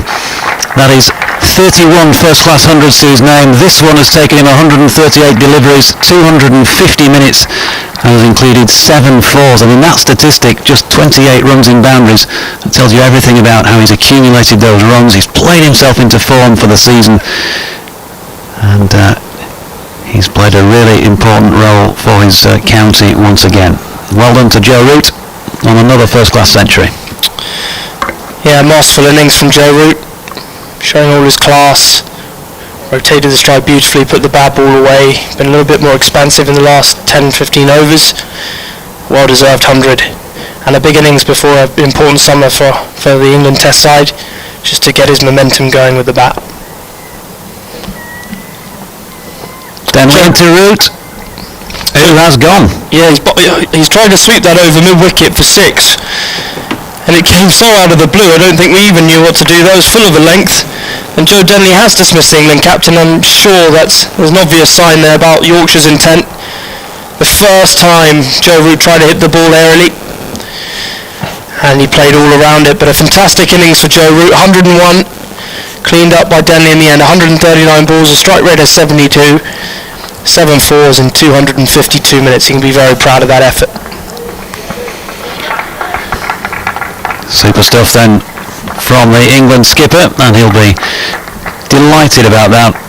Loves to come back and play for the White Rose and make contributions, and I haven't spoken to him about his contributions in his first 3 innings in the teens, but who knows, maybe we'll be speaking to him this evening to get his thoughts on that knock. This pitch and Yorkshire's chances of pressing for a much needed early season win here. They lead by 428 now at 314 for 4. Harry Brook 56 not out. 314 for 4. The lead of, is that 428 we can see? 428 on the board? Yeah. Yeah, 428. Just checking on who's come in here. Is it Jordan Thompson? It is. Yeah, Jordan Thompson, who's got an attacking, combative style of play with the bat, the left-hander. So it'll be a left-hand, right-hand combination for the bowlers to deal with. Jordan Thompson scored 34 first time around. Joe Denley to continue. He'll be bowling at Thompson. Right arm round the wicket. Deep square leg, cow corner, deep point, all back for Thompson. Big drive from Thompson, trying to force that through the offside first ball. Obvious sign of intent. Definitely trying to put the foot on the pedal now, a Yorkshire. Drummond has moved mid-on back to long-on. I think we're going to see some shots here. Joe Denley is in again. Oh, big cut shot from Thompson, just underneath the bat through to Ollie Robinson. Plays all around that one, and that's the end of the over. 314 for 4, saw a dismissal of Joe Root for a masterful century, his first of the county championship summit. Brook 56 of 55, going like a steam train at the other end. Yeah, partnership of 96. Excuse me. Partnership of 96 there with Harry Brook for the 4th wicket, having put on 119, of course, with Adam Lyth before that. So that's a bit of fun that I was talking about. We might see it now. We will see it now. Harry Brook steps down and dismisses Jack leaning into the distance at the Nackington Road end of the ground for 4 more. Lost where that had gone for a moment, which was why I had that moment's hesitation. So leaning coming round the wicket to Brook, who now pulls out the reverse sweep, gets it fine straight to the man who was at orthodox 3rd man. Never quite know how to describe the fielding positions when they play the reverse. Do you know that? Do you get that yourself? Or do you because obviously it becomes fine leg. He's at 3rd man.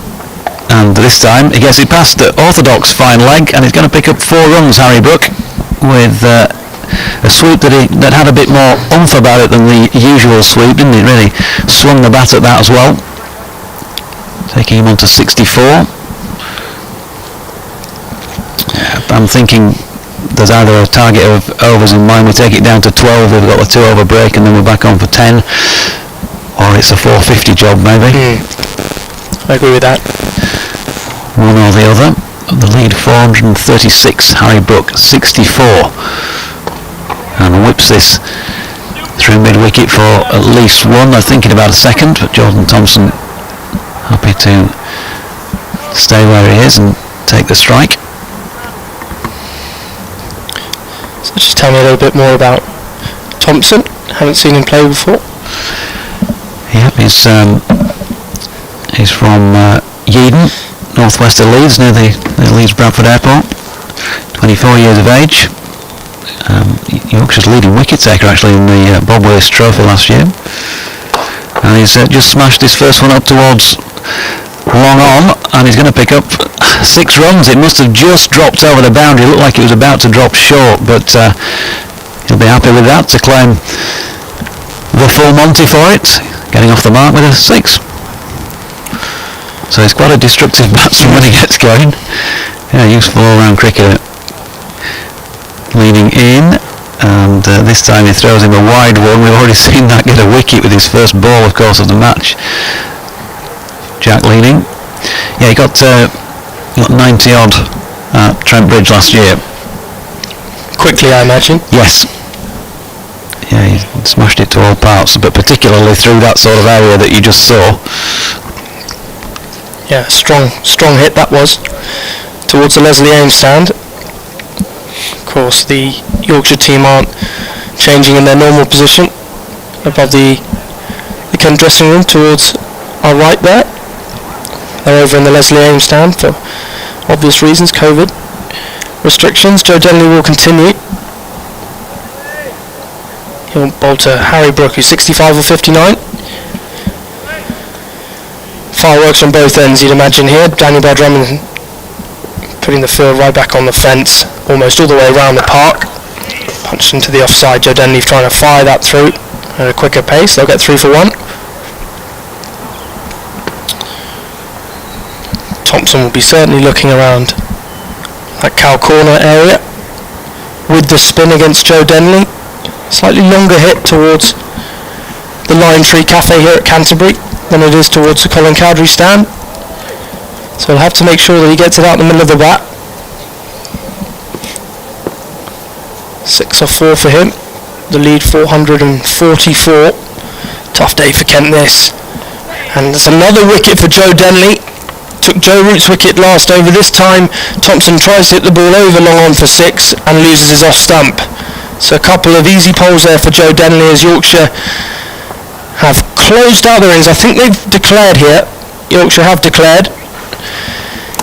And the Kent batsmen will walk off the park to get ready. They'll quickly scamper off the park, stick their pads on. And that ends a long toil for the Kent fielders. Yorkshire calling it a day at 330 for 5, which means Kent will need 445 to win. And they have to endure a pretty tricky period here at the end of day 3 and try and go to stumps unscathed. It's going to be a difficult passage of play for the home side after a long day in the field. Yep, Harry Brooks 66 not outs from 60 deliveries, and another excellent knock from him. Jordan Thompson, well, a flashy little 6, 330 for 5 as Fabian says, and with just over 14 overs remaining, I think that'll be 12 overs that Yorkshire's opening attack will have at the Kent top order this evening, so some tricky times with Yorkshire with a big lead on the board. We'll take a quick breather. We'll be back with you for ball by ball of the rest of the day's action once they walk back out.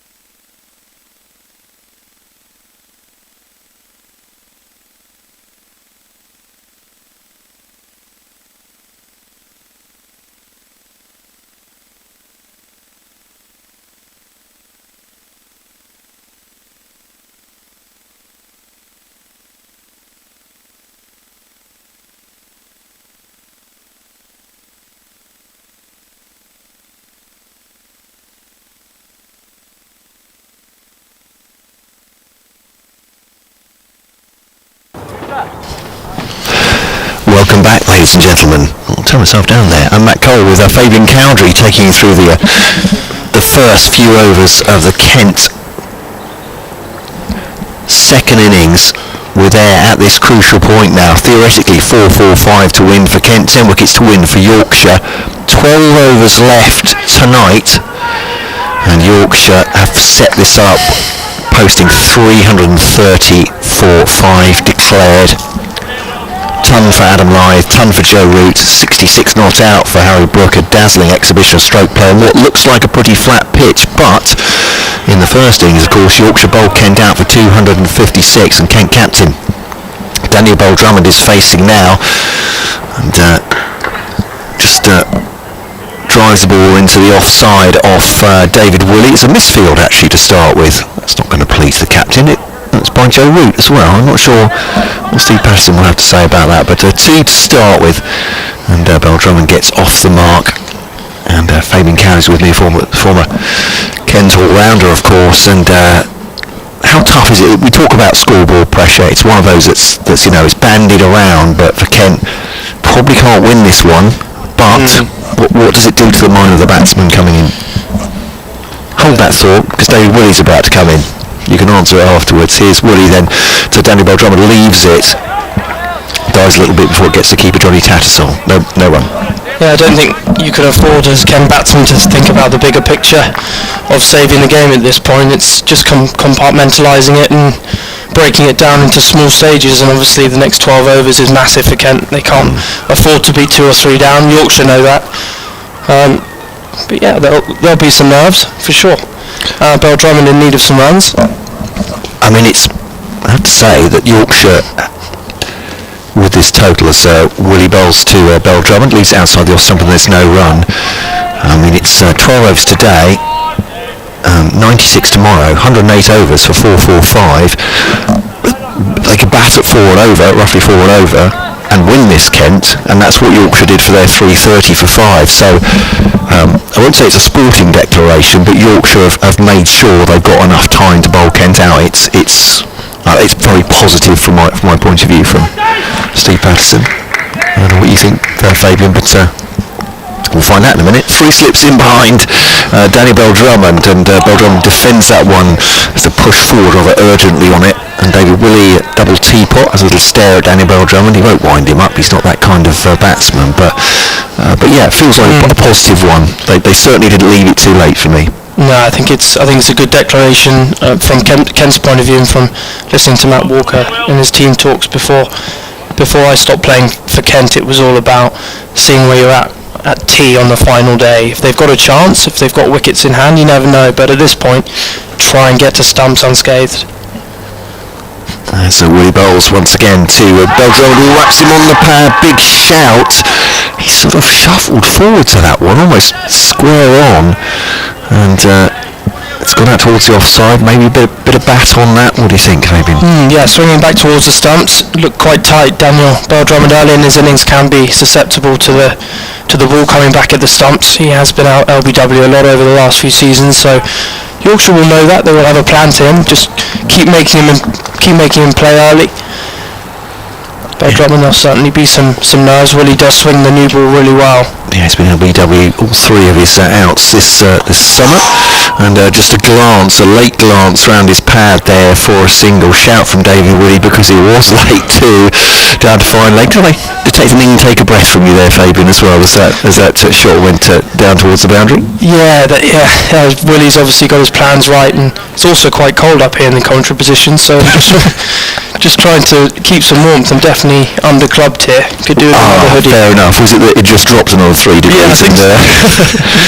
We're not in the normal commentary position today. We're next to the scorers. Yeah, and Fabian unfortunately didn't catch the bit in my email where I said bring blankets. We may be in an igloo by day 3. Underprepared. I just thought you are just a very fashionable fellow. I thought you're thinking, I don't care about the temperature. I'm just going to look as good as I normally do. That's a world first, being called a fashionable fellow. Yeah, I like to think so. Cool. My brother's a little bit more fashionable than I am. He's twin on. He's on that TV show Made in Chelsea. Of course he is. So he has to look after what he wears all the time. It's amazing what TV does to you in terms of your outlook on what you wear. That's blocked into the leg side. Dot ball. Again, these 2 bowlers, Olivier, trying to attack the stumps. Is that how I pronounce his name? Olivier, I think is that right? I always get that wrong every time I see him. It's a difficult one because it looks like Olivier or Oliver, but yes, Olivier, I think we told. Jonathan Deutsch is nodding his head, so we're okay there, but yeah. Well, here he is again then. I won't try and pronounce his name until I've got my head around that one. Right arm over. Pulled away through the leg side. That's one error you don't bowl to Bell Drummond. Throughout his career he's been electric on the short ball, and he gets 4 for that. And that is a good start for Bell Drummond. After being wrapped on the pads a couple of times, or at least once from David Willey in the last over, that will definitely give him a bit of confidence. I try to think of it's the surname of the South African. It might put the Olivier of God into you. I think how fast he bowls. How about that? I like it. Yeah. If that helps, does it help at all? It does a bit. Well, he does bowl a good pace, that's for sure. He's good bowler. Yeah, good signing for Yorkshire for sure. He was on a few years back. That was connected with Kent actually, and rumours of him coming to St Lawrence Ground. But happy home at Yorkshire now. He's in again then. Bowls to Bell Drummond, who's onto the front foot, blocks into the offside dot ball. But yeah, works up a good pace and not above frightening the batsman either. But for Kent, it's the same.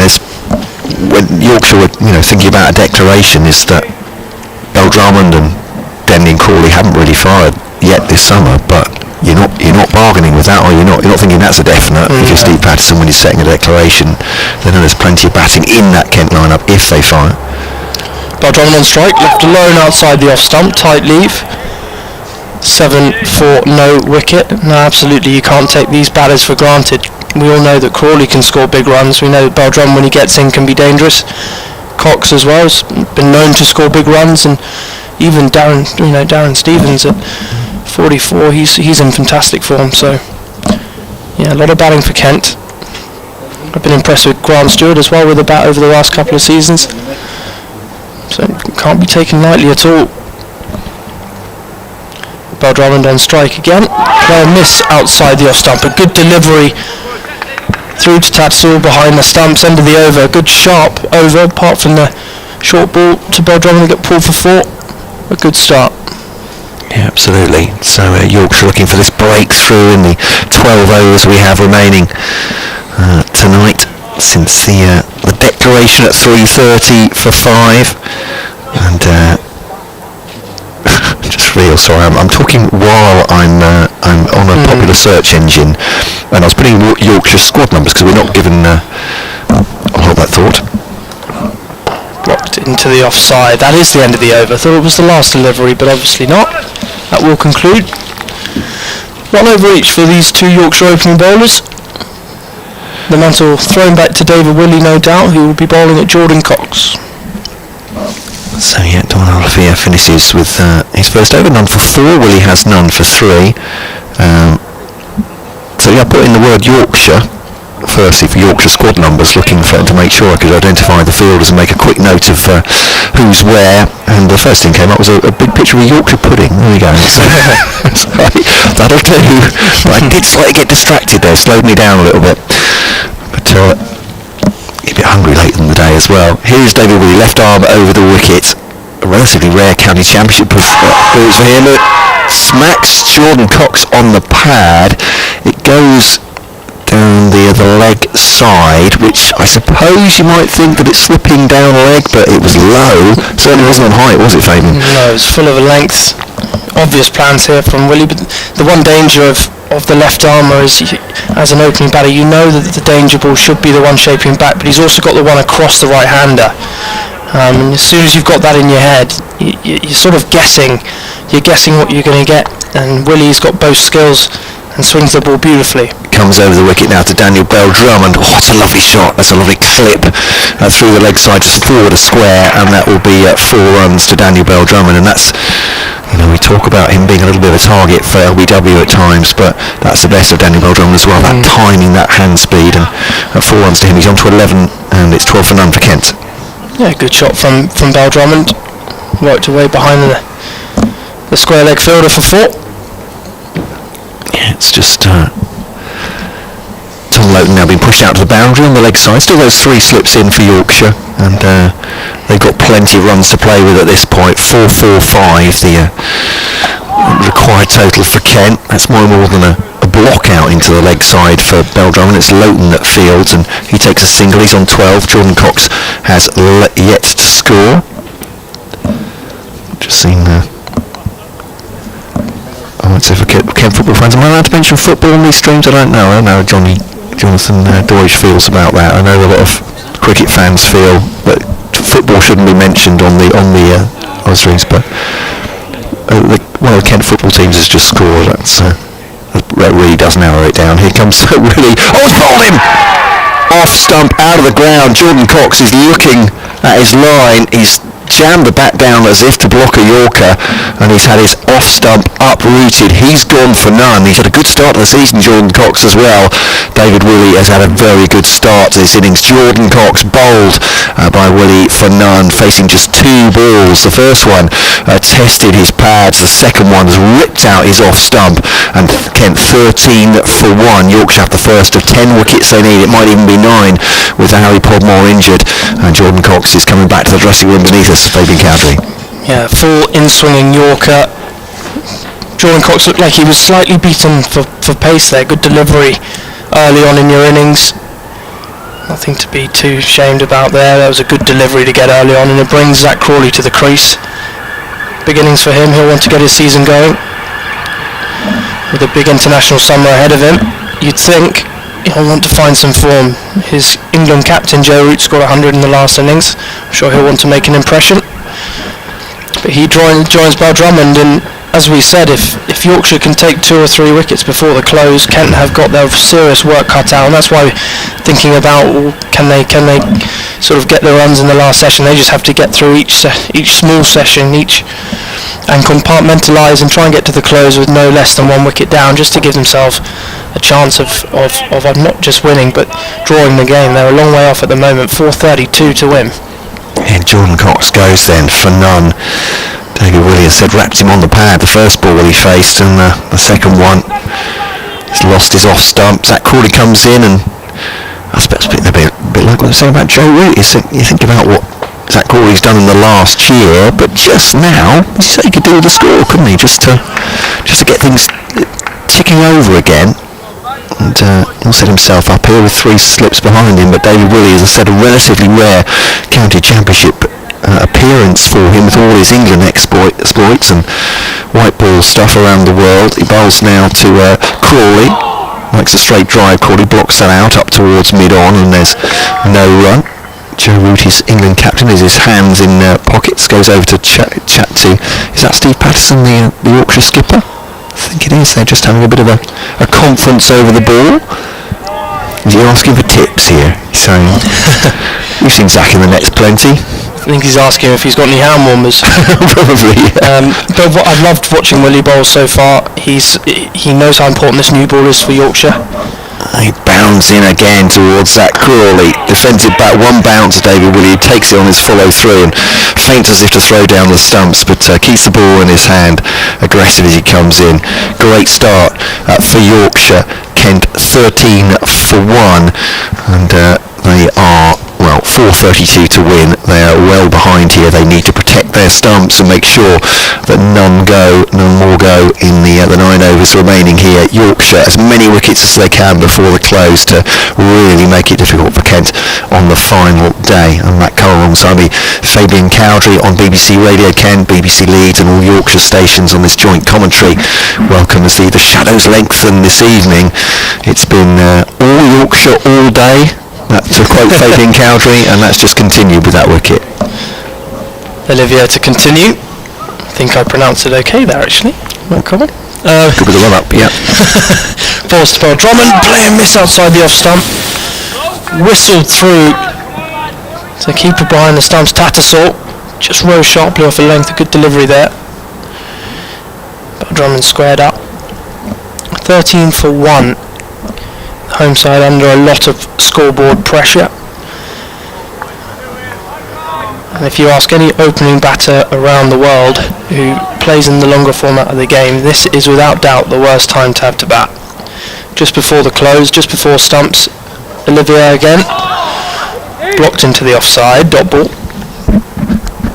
Yeah, this is a real test, isn't it? And I'd say particularly for Daniel Bell Drummond, because I know he's psychologically he's very solid, mentally very solid about his batting, but it's just tough out there, isn't it? And big responsibility, but also I suppose shadows lengthening. It's a bit cold out there, but big score as well on the ball from Yorkshire. Olivier again. There's an appeal for RBW. I think Bell Drummond's got a thick nick into his front pad on that occasion, but what's been noticeable about both Willie and Olivier is they're attacking the stumps. There haven't been many leaves. They're making these two have to defend and play at almost every delivery, which is exactly what Patterson will want.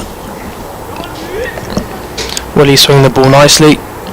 Olivier a little bit more pace, rushing these two. 13 for 1. Bowling to Bell Drummond. Full toss through the leg side. Good field. No, badly fielded in the end. A misfield gives Bell Drummond a chance to get off strike. Which brings Zach Crawley to the crease.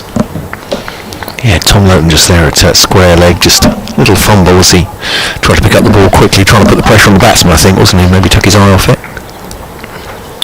One thing we know about Zach Crawley is he loves pace on the ball, so this won't threaten him at all. It's a relatively slow pitch, and he loves playing the short ball as well. So you have to keep it nice and full to Zach Crawley. He's a tall man. You'll be thinking try and hit him in the pads whilst he's new to the crease. Give him a chance to get going. When he gets going he can be very fluent and can score quickly. Olivier to Crawley. Full of a length, blocked into the offside. Dot ball. 3 slips. Point. Extra cover mid-off, offside field, onside field, mid-on. Captain Patterson and mid-on. Square leg, and David Willey with his hands in his pocket trying to keep his hands warm for his next over at fine leg. I've been really impressed by the way he's stormed in almost with his bowling, David Willey, and as you say, cherishing that new ball. Olivier again, punched into the offside by Crawley, another dot ball. End of the over, 2 overs each for these two opening bowlers of Yorkshire, 14 for 1. Yeah, lots of chat out there as you'd expect, wouldn't you? It's easier to get the chat going, isn't it, Fabian, when you're this far on top, I'd imagine? Absolutely. Good chance for Yorkshire. They know that if this new ball isn't utilised and Kent can get themselves in, or their top order can get themselves in, the shine of the ball's going to go. It's a slow pitch. They'll have a good chance tomorrow, will Kent, of saving the game or pulling off something miraculous. Won't even mention that for now though properly. But Yorkshire will hope for 3 or 4 early inroads. That will set them up nicely for tomorrow. That's where he comes in then from the pavilion end up the slight slope to Bell Drummond. It's wrapped him on the pad, gone out on the leg side, just about square. It's beaten him. Bell Drummond's putting his hand up towards Zach Coy. I'm not sure what that means. He's not going for a run, I think. Perhaps it's just gone behind square or just square, but certainly he's beaten him again as David Willey, and that's another, well, I suppose a bit of one-upmanship from David Willey. He's bowling really well here. 1 for 8 already, so got rid of Jordan Cox for a duck. And they're pushing forward Bell Drummond, but doesn't look that comfortable at the moment. He's trying to get forward and does play it out on the offside, but there's no run. Lots in mouths for Kent fans at the moment, I think.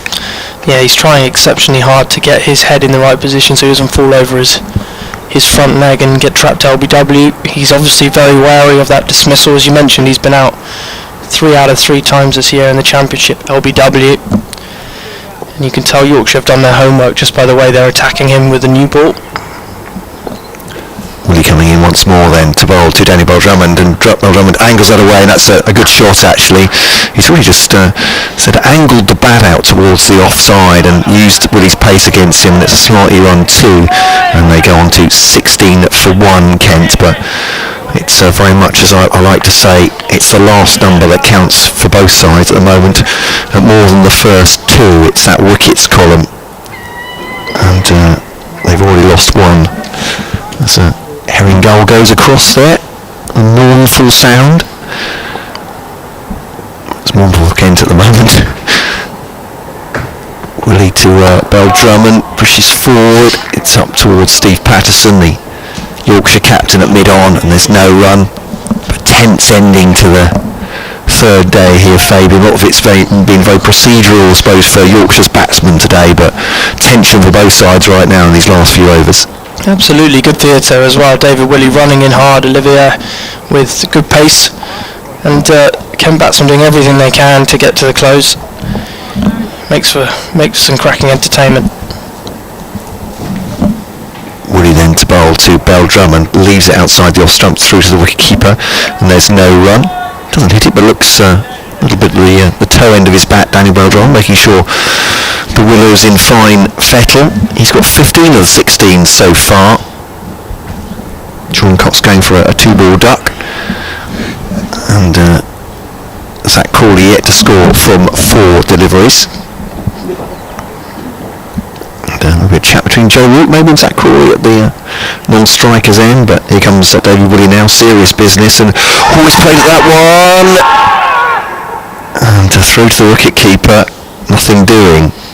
Didn't hear a click particularly, but it's gone through the wicket-keeper. I think it's just beaten them. Again, the wicket-keeper slips have gone up in hope and excitement there, Fabian Cowdery. 16 for 1 at the end of the 5th over, 7 remaining today. Yeah, may have just hit his pad, or they were just appealing for the exceptional nature of that delivery. Perhaps it's Another fantastic over from David Willey. Very impressive stuff. 16 for 1. Kent 265 in that first innings. Darren Stevens was open about the fact that he felt the Kent batters gave a few of their wickets away. They'll be ruining that a little bit at the end of this game. Olivier again. His first ball, bowls to Zach Crawley. Blocked into the offside dot ball. Yeah, trying to see if this... I mean, they've lost their opening pair of bowlers. You think Yorkshire, the strength in depth they've got, this is now their opening pair. Olafia and Willie. I know Olafia played in the last game, but they do look really strong. Patterson there as well. There's good bowling in this team as well as a really strong batting lineup. Olivier again. Driven beautifully by Zach Crawley. A diving stop at mid-off. Stops the single. Crawley yet to score, so that's a big bit of fielding just to keep the pressure on the England right-hander. Yeah, that's Joe Root there. I'm just going to take over the commentary, and I'm going to bring you in on the radio as well, Fabian, for an update at half-time of the Gillingham game, because a bit of an assessment of the day's play. And Olafia bowls to Crawley. 4 defensive, and there's no run.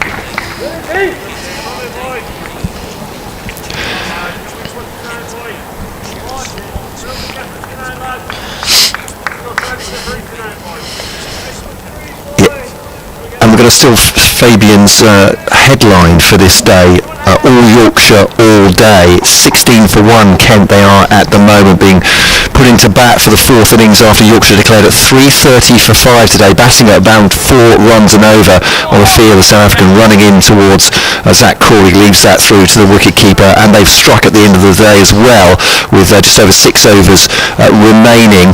Jordan Cox has been in decent form actually, the Kent owner, the youngster bowled by David Willey, the former England man, uprooting his off-stump at 4-none. So a difficult day, made even more difficult. Centuries today for Adam Lyth for Yorkshire and for Joe Root. Yes, that one. The England caps in a sparkling 66 from Harry Brook on what looked like a pretty placid pitch when Kent were bowling, but now they're batting a nervous few overs at the end of the day, and you can tell that one went close to the off-stump, the oohs and ahs from the Yorkshire slip cord. And this has been a tough day for Kent, Fabian. What hopes are there, I suppose, for them? The rest of the day it's going to be nervous, isn't it? But looks like a decent batting pitch. Hope for some eye, do you think? I think they just need to get through to the end of play without losing 2 or 3 wickets. That'll be the first mission accomplished if Crawley and Bell-Drummond are there at the close, and then work hard in the morning to get into a position at lunch where they've got wickets in hand to consider their options. But for now, get to the close. Dwayne Olafia now bowling to Zach Crawley, who's in need of a score a little bit. Lovely shot through the offside. He goes to his first 4 runs, in fact, gets off the mark. Kent 20 for 1. It's a theoretical, Ollie, 445 to win. As I've been saying on the commentary, the important number is the wickets column at the moment. Yorkshire need 9 more to win this game. Kent could possibly, on this placid pitch, bat at 4 and over to win the game, but at the moment they're just defending and hoping they can get at least a draw on the final day. 6 nervous overs to come on day 3 though here, and commentary continuing via the BBC Sport website and app. And I think that's where we say goodbye to Fabian Cowdery for the day. Fabian, thank you very much for your commentary, your expertise as well. The former Kent all-rounder as Willie bowls, gone down the leg side, shooting down there. Any bat on that? No, it's byes. It'll be 4 byes for Kent. And Fabian goes into the...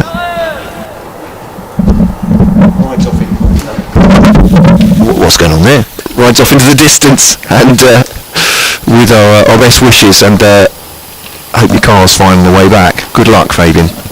Trouble this morning, and also probably a couple of extra layers. I'm not saying you have to, but I think he's learned his lesson, Jonathan Doidge, after that one. But it's really coming in then from the pavilion end, bowling to Bell-Drummond, times that one, just times it through the onside. Lovely shot. That's 4 runs from Bell-Drummond, who keeps going and just grounds his bat gently at the far end, having walked past Zach Crawley, who was waiting for a fist bump, I think, there. But Bell-Drummond 19 and Crawley 4. Fabian's done the right thing there. He's gone inside straight away after a chilly commentary stint.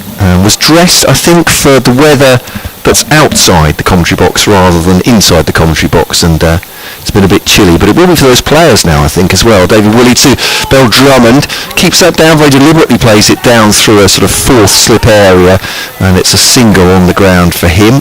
He moves on to 20. Crawley has 4, 29 for 1. And Jonathan Doidge alongside me from the BBC Leeds and Yorkshire stations. I paraphrased, well, actually I just nicked his line, actually, Fabian Carey again, all Yorkshire all day.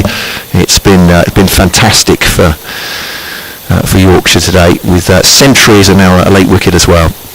I'll bring him in just a second. David Willey is going to bowl now to Zach Crawley. Crawley plays it late, all thinks about a run. It's very much a no from Daniel Bell Drummond at the far end. As Crawley, that would have been a risky single with fielder coming in. It's that Jordan Thompson coming in on it. 29 for 1. Yeah, the best lines are always nicked, aren't they, Matt? Morning, everyone. It's like Richie Bena's here. Back to David Willey then, who is just bowled really well. He's been fearsome. Olafia from the other end has been pretty good, but David Willey with the wicket so far, and bowls down to Zach Crawley, who again just dabs late on that one, and it runs harmlessly out to just backward points, picked up by third slip. I think Harry Brooks there at third slip at the moment. And Kent 29 for 1. As I said, a theoretical 4-4-5 to win, but it's about saving the draw for them first and foremost. And as Fabian Cowdery says, well, wait a minute, you've got to wait a long time, maybe at tea on the final day. If you've got some wickets in hand, you can think about it, but it's about keeping the wickets in hand for them. Yorkshire have had all day to boss this game.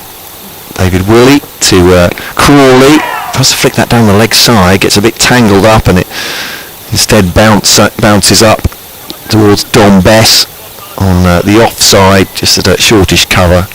Falls well short of him. End of the over, 29 for 1. Just a 416 to win for Kent at 9 wickets needed for Yorkshire. Bell Drummond has 20, Crawley has 4.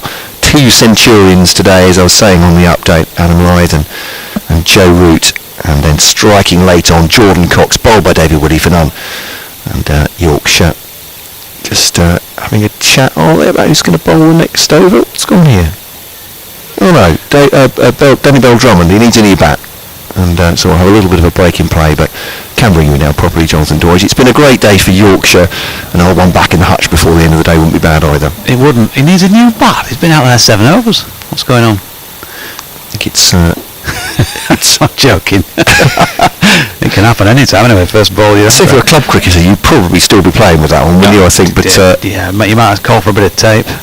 Small margins in professional cricket, isn't it? Especially when you're facing this pretty fearsome opening pair as well. Saying, what was it? You're opening 2 bowlers out injured, and so you're having to make do with David Willey and Duan Olafia. That must be a shock to the system. It is tough to take, I've got to say. So here is great strength and depth. Here is Duan bowling to Daniel Bell Drummond. Pushes solidly up the pitch, no run. A few emails to get to from earlier, so apologies folks for not getting to these. Obviously we've had breaks and various stints on and off commentary. So John says, afternoon JD, congratulations to Adam Lythen on another century this season. 4 innings in the county championship, 2 centuries and 2 half centuries, superb. Well done to Joe Root on reaching his 50. Well, of course we know what happened from there on. He couldn't see him missing out on a ton if he didn't lose concentration, and he didn't. From the Nackington Road end, it's Olafia who just tightens up Daniel Bell Drummond, and again lack of bounce evidential there because he sort of bent forward as he dropped down on it. Cloughie, Simon Clough, good afternoon to you, good evening to you. He says, hey up Doidgy, I've only ever once been to the cricket at Scarborough as an enthusiastic teenager. Yorkshire were playing Notts in a Gillette Cup semi-final on a hot and sunny summer Sunday in 1969. The ground was packed and the crowd was boisterous. Well, for a boisterous crowd as Olafia is in, and Bell Drummond shoulders arms, and he says, but everybody heard the nick when Gary Sobers edged Chris Old to Jimmy Binks for not very many, and that was match over. Happy days. Tough one that, isn't it? Because you go watch a game where Gary Sobers is playing, as somebody who never saw him play live, you'd have to say you'd sort of be torn because you'd want to see him play, but you still want to win the game, wouldn't you? And you know that if he played well, that would that would be a struggle to win the game.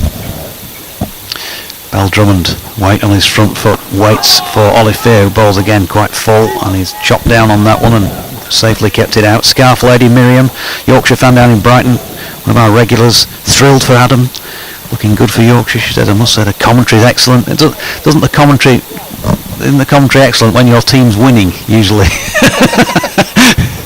And it's terrible. I'll take anything I can get, quite frankly. I've got to say hi to Miriam's husband Martin as well, who he was cooking her tea at 5:08. Hopefully that's fully cooked and eaten by now. But I hope you've enjoyed it, Martin and Miriam. Bell Drummond plays that one out into the offside where it's fielded by Bess. Lily has sent in several emails. Thanks for those, Lily. Basic gist of it was that she's pleased that Yorkshire have played well, and congratulations to Adam Lyth and Joe Root. A tip from her as well, Fabian Cowdery. Unfortunately, he's gone from the commentary box, so apologies for missing that one, Lily rather. Called the one that Olivier, his nickname, Big D. There we go, here comes Big D. Indeed, Big D.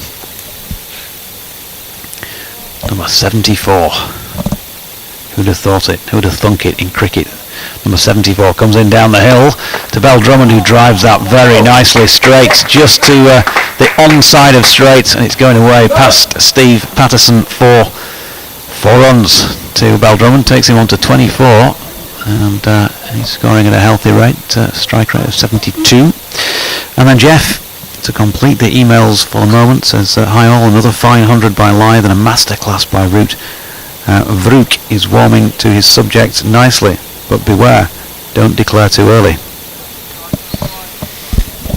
Needing at least 440, he said, well, you got your wish. 445, of course, Kent asked to score to win this game. Yeah, I do think it was a positive declaration, because that's 4 and over, and that's what Yorkshire were doing all the way through their innings. So I'm not saying it's overly sporting, but I think Yorkshire are giving it every chance and giving themselves time to win it as well. So I applaud the captaincy. Jordan Thompson going to bowl. There's a few tweets to catch up on as well. Just having a look, Mark, have a look at the flight radar. I don't know if you saw that. No. Because I was going on about the Spitfire, is that yes, right? well, I nipped out the back of the commentary box with the bins. Right. But because I nipped out first and saw something in the distance and came back for them, by the time I'd got back there, it disappeared out of view.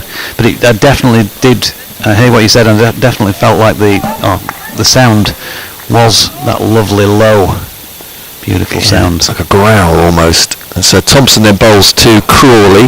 Again, he's just let that hit the bat as much, then with soft hand, it's gone out the offside, no run.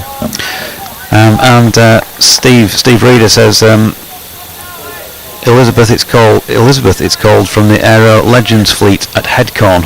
Oh yes, yeah, Headcorn Spitfire indeed. I think that's our nearest one. Absolutely right. And they do I call them advisedly, sort of pleasure flights. People can go and go for a flight in a Spitfire. Fantastic experience out, I'm sure, and push back up the pitch, and there's no run. Now Martin, who runs the ground here, had that for one of his landmark birthdays. I won't say which one it was, because I don't want to embarrass him. A gentleman never reveals his age, but he was encouraging them to fly low over here.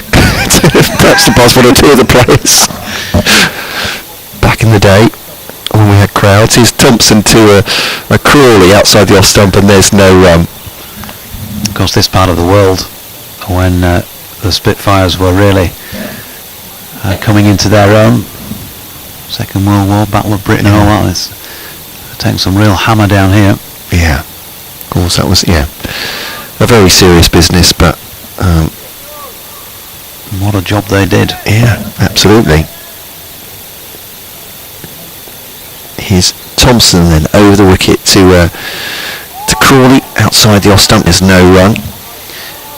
Lee Palmer says 2 great knocks today, Lythy and Rooty. He tags on his tweet. And Charles says hello from Spain. Another terrific day's cricket with a few overs to go. Thanks everyone for the coverage. Red ball beats white every time for me. You've got no interest in the IPL, he says. Yorkshire white ball is of course different. Well, of course. Over the wicket comes Thompson to Crawley. 2 slips in place. Through to the wicketkeeper, no run. And there will be just 1 ball to come in for 1 Kent. A theoretical 4-12 to win from here.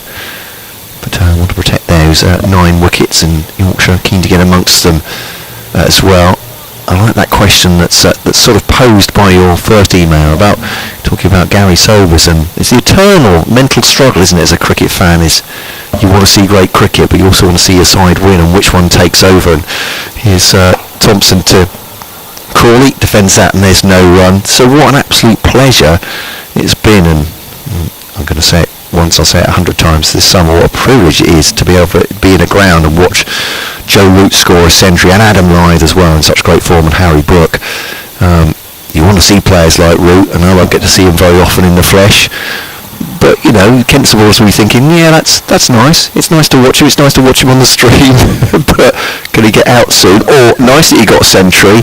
Fantastic that we knocked off those 445 in short order to win halfway through the last afternoon. But it's that struggle, isn't it, as a cricket fan? It is. I mean, you know, the best... I think still the best batsman I've ever seen would be Sir Isaac Vivian Alexander Richards. And when he came out to bat, you wanted him out every time, no doubt about it. But he was just awesome, wasn't he? So Steve Patterson into the attack for Yorkshire at the Nackington Road end, bowling to Bell Drummond, who drops it into the offside. So the skipper just having a couple of overs at the end to try and make a breakthrough of his own. Probably the pick for Yorkshire in the first innings, I think. Yeah, it sounded like he bowled. I mean, his figures look fantastic, but it sounded like he bowled really well as well. What's going on? Helmet on for Johnny Tattersall. He's going to come up to... I mean, this is... I think you were saying about this yesterday, weren't you? Is that he's lively for a wicket keeper standing up to the stumps, is Patterson, isn't he? You need to have pretty quick reactions. Yeah. Or does he just take a bit off? Because we don't see the speed gun, it's hard to say what he bowls at, but he'd sort of say high 70s. Yeah. So next delivery, I should say, turned into the leg side by Bell Drummond. And there's no run. Yeah, but Tattersall will regularly just move up there and just change that dynamic, make the batsman think about his foot position, just dragging him back. 2 slips still in place. Tom Kohler-Cadmo won't have the easiest job, slightly unsighted of course by the keeper, as Bell Drummond plays this next one back to Patterson. No run. I was reading overnight the Johnny Tattersall story. It's not a novel, but how he's come to wicket keeping fairly late in the day, and learned his craft. I think that's and. Basically, not to fill a gap exactly, but to help his chances, but also help Yorkshire out. Yeah, one of the reasons really that he started to get an opportunity again in the side. Patterson into Bell Drummond, who pushes to Jordan Thompson at cover. No run, because he was with the county, as you probably will know if you've read that, and moved on elsewhere, and then had a second bite at the cherry. Certainly more successful this time. First class ton to his name in the game against the Universities a couple of seasons ago. I think 90 odd is his highest score against another county, 92 at Scarborough. Patterson is into Bell Drummond, who works it to leg this time, where Harry Brook's fielding on, I was going to say on the one, but he's more like on the half, in a catching position, about 15 metres, no more than that from the bat. So just 13 deliveries left in the day. No major damage done by the Yorkshire bowling attack with this initial burst with a new ball yet, but they have got that 1 wicket, spectacular removal of Jordan Cox's off stump with that David Willey in-swinging Yorker. He's just down away to our left, 15 metres in from the long leg boundary, as Patterson is in and bowling full to Bell Drummond, who blocks that, and well, what a surprise. Steve Patterson's bowled a maiden in his very first over, and there are just the 2 remaining in the day. Yeah, Just two then for Drummond and Crawley to see off, and Zach Crawley a fairly sedate 4 from 19 at this point, and Drummond has 24 from 39. Some crisp shots, also been severely tested by the Yorkshire bowling. Jordan Thompson been brought into the attack. That's just 1 over, 1 maiden, none for none of course. Patterson the same. He'll come up a slight slope from the pavilion, and then it's just a little bit gloomy at the end of the day here, and Crawley's against, he's gone, it's caught by Adam Lyth at second slip low down. A little punch there of the air, and Lyth has Crawley. He's gone for 4. That's a big wicket for Yorkshire. He's not got a score as yet in the county championship this year, Zach Crawley, the England man, but they know how big a wicket that is. Jordan Thompson picks one up with the first ball of his second over, and Kent in real trouble here. 33 for 2, and Yorkshire's day just gets better and better, Jonathan Deutsch. Yeah, Jordan Thompson absolutely thrilled to have got Zach Crawley, England's Zach Crawley, out with that delivery as well. Thickish edge, wasn't it, to Adam Lyth. He took the catch to his right, so it was going pretty wide. So whether it just jagged a little bit down the slope, well, who knows without being able to see that front on. But good catch, and Jordan Thompson, who, as I mentioned, pretty much at the top of the day, had spoken to him this morning. He was a bit disappointed himself, frustrated. He asked a lot of himself, sets high standards, and with his first innings performance with the ball, which certainly wasn't a bad one, but he just couldn't find the consistency that he wanted. So that's going to give him a boost, isn't it, on this third evening? Something to take into tomorrow, and who knows, he's still got 5 deliveries left, and a new batsman coming in, and it's Matt Milnes, who clearly night watchman here, but can bat, as we know from the first innings. Yeah, he's a very decent batsman, Matt Milnes, and in fact he's batting at 9 or 10 for Kent, and even 11 last season I think as well, is belies his skill with the bat. But having said that, Kent 33 for 2, and he's, I suppose, ostensibly protecting Denley, coming in at 4, and leaning at 5, Robinson at 6,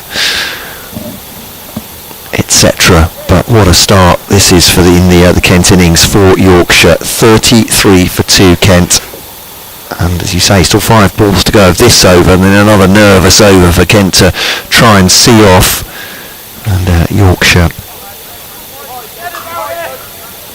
having a great day in the county championship, and maybe a day which gets them their first win of the new season. Thompson to bowl to Milnes, leaves that outside the off stump through the wicketkeeper, no run. Tumbling stop by Johnny Tattersall. Yeah, 20 balls, 31 minutes and 1 for the sole scoring shot for Zach Crawley. Tricky out there at the moment for the Kent players. Yorkshire made it look very easy, the batting today, but it's just difficult, isn't it, when you look at a board that says you still need 412 to win. Absolutely. This one's left by Milnes. A studious leave outside the off stump from Thompson, and there's no run. Psychologically, that can never be easy. Doesn't matter how long you've played the game in professional cricket. You have to look at that board and think, you know, the weight of history that is against you, how few occasions you see those sort of scores knocked off.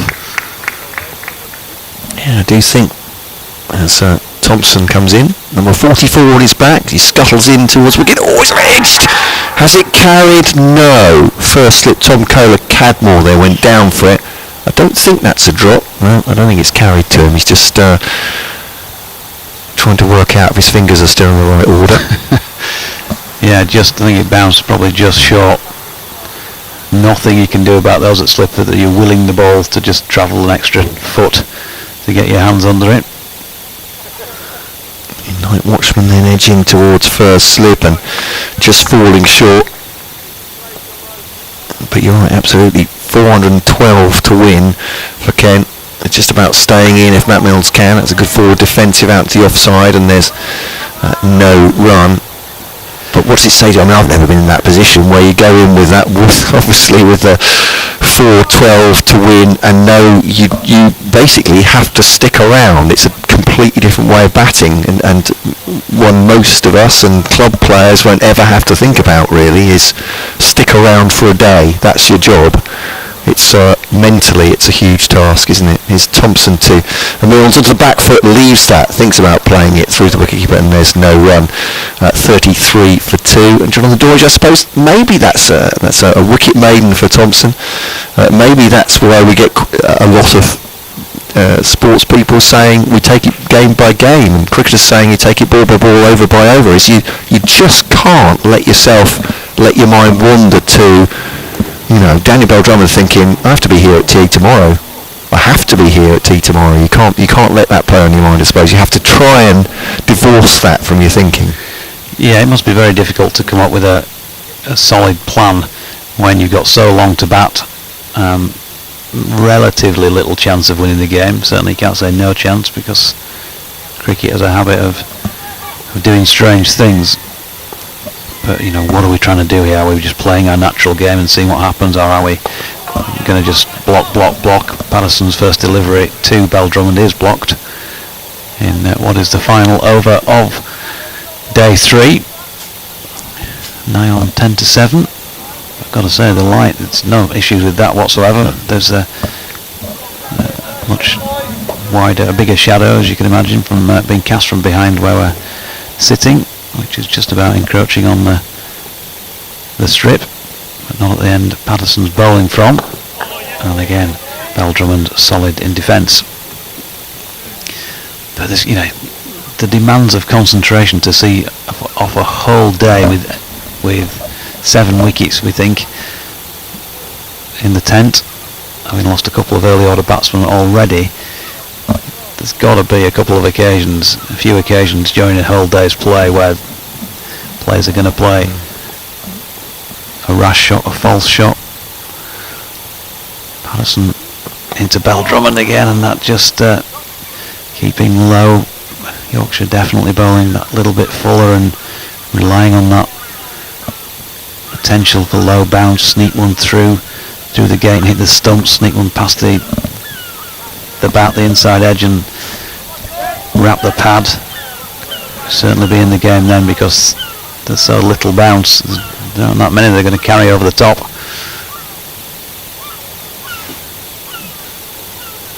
Here comes Yorkshire's captain once more, and again, full length ball. Exemplary forward defensive shot from the Kent skipper. 2 balls remaining in the day.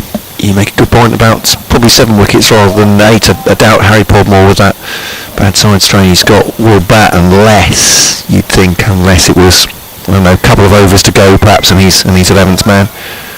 Yeah, we'll see. Shades of Malcolm Marshall at Headingley all those years ago. Patterson into Bell Drummond. Another textbook forward defensive push. He broken an arm, is that right? Yeah. Did he go out, am I right in thinking he went out with it strapped to him more or less and batted one-handed, or am I... He just left it hanging loose, didn't he, I think? Did he, right? I think it was his left arm, wasn't it? I think you're right. I'm just thinking of the shot where he got 4, didn't he? He did it at 4, sort of, didn't he carve it sort of through the wide of the cordon or over it or something like that? He could do anything.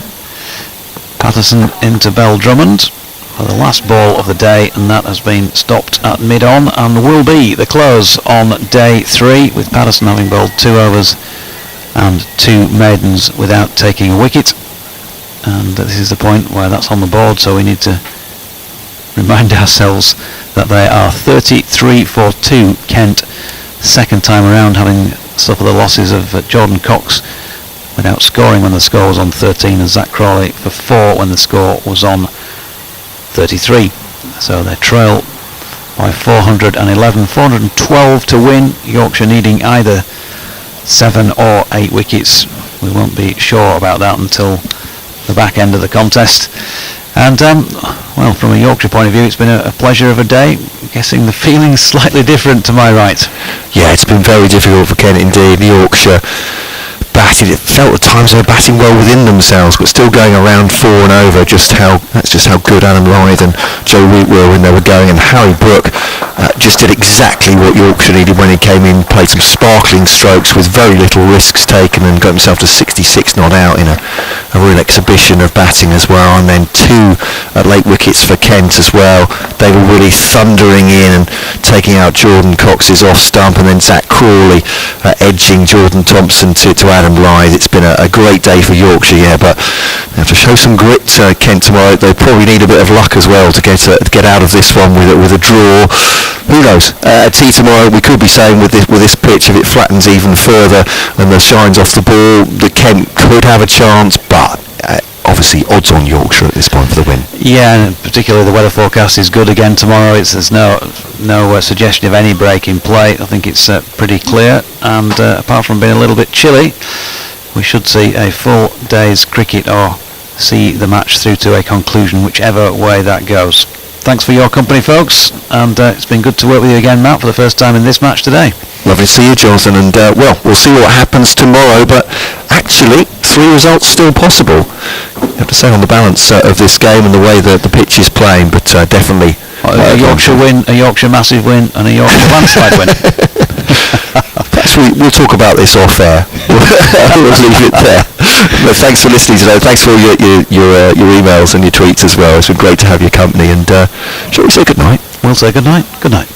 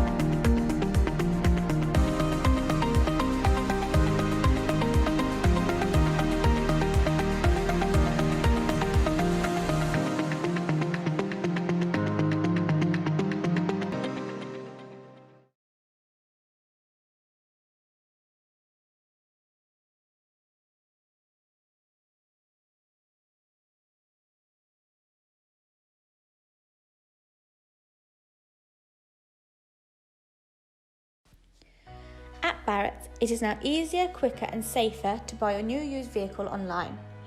Whether you're on the computer, tablet or phone, you can browse our stock from the comfort of your own home.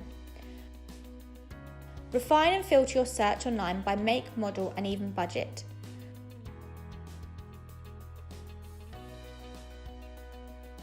When browsing, you'll be able to see pictures, videos and a 360 view of the car you've selected.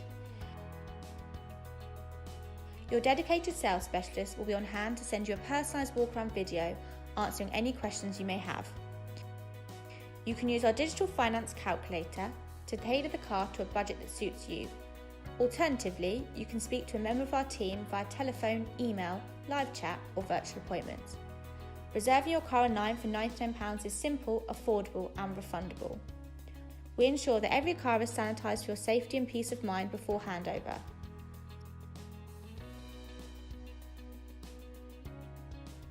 Barrett's, in partnership with Kent County Cricket Club. Together, we are Kent.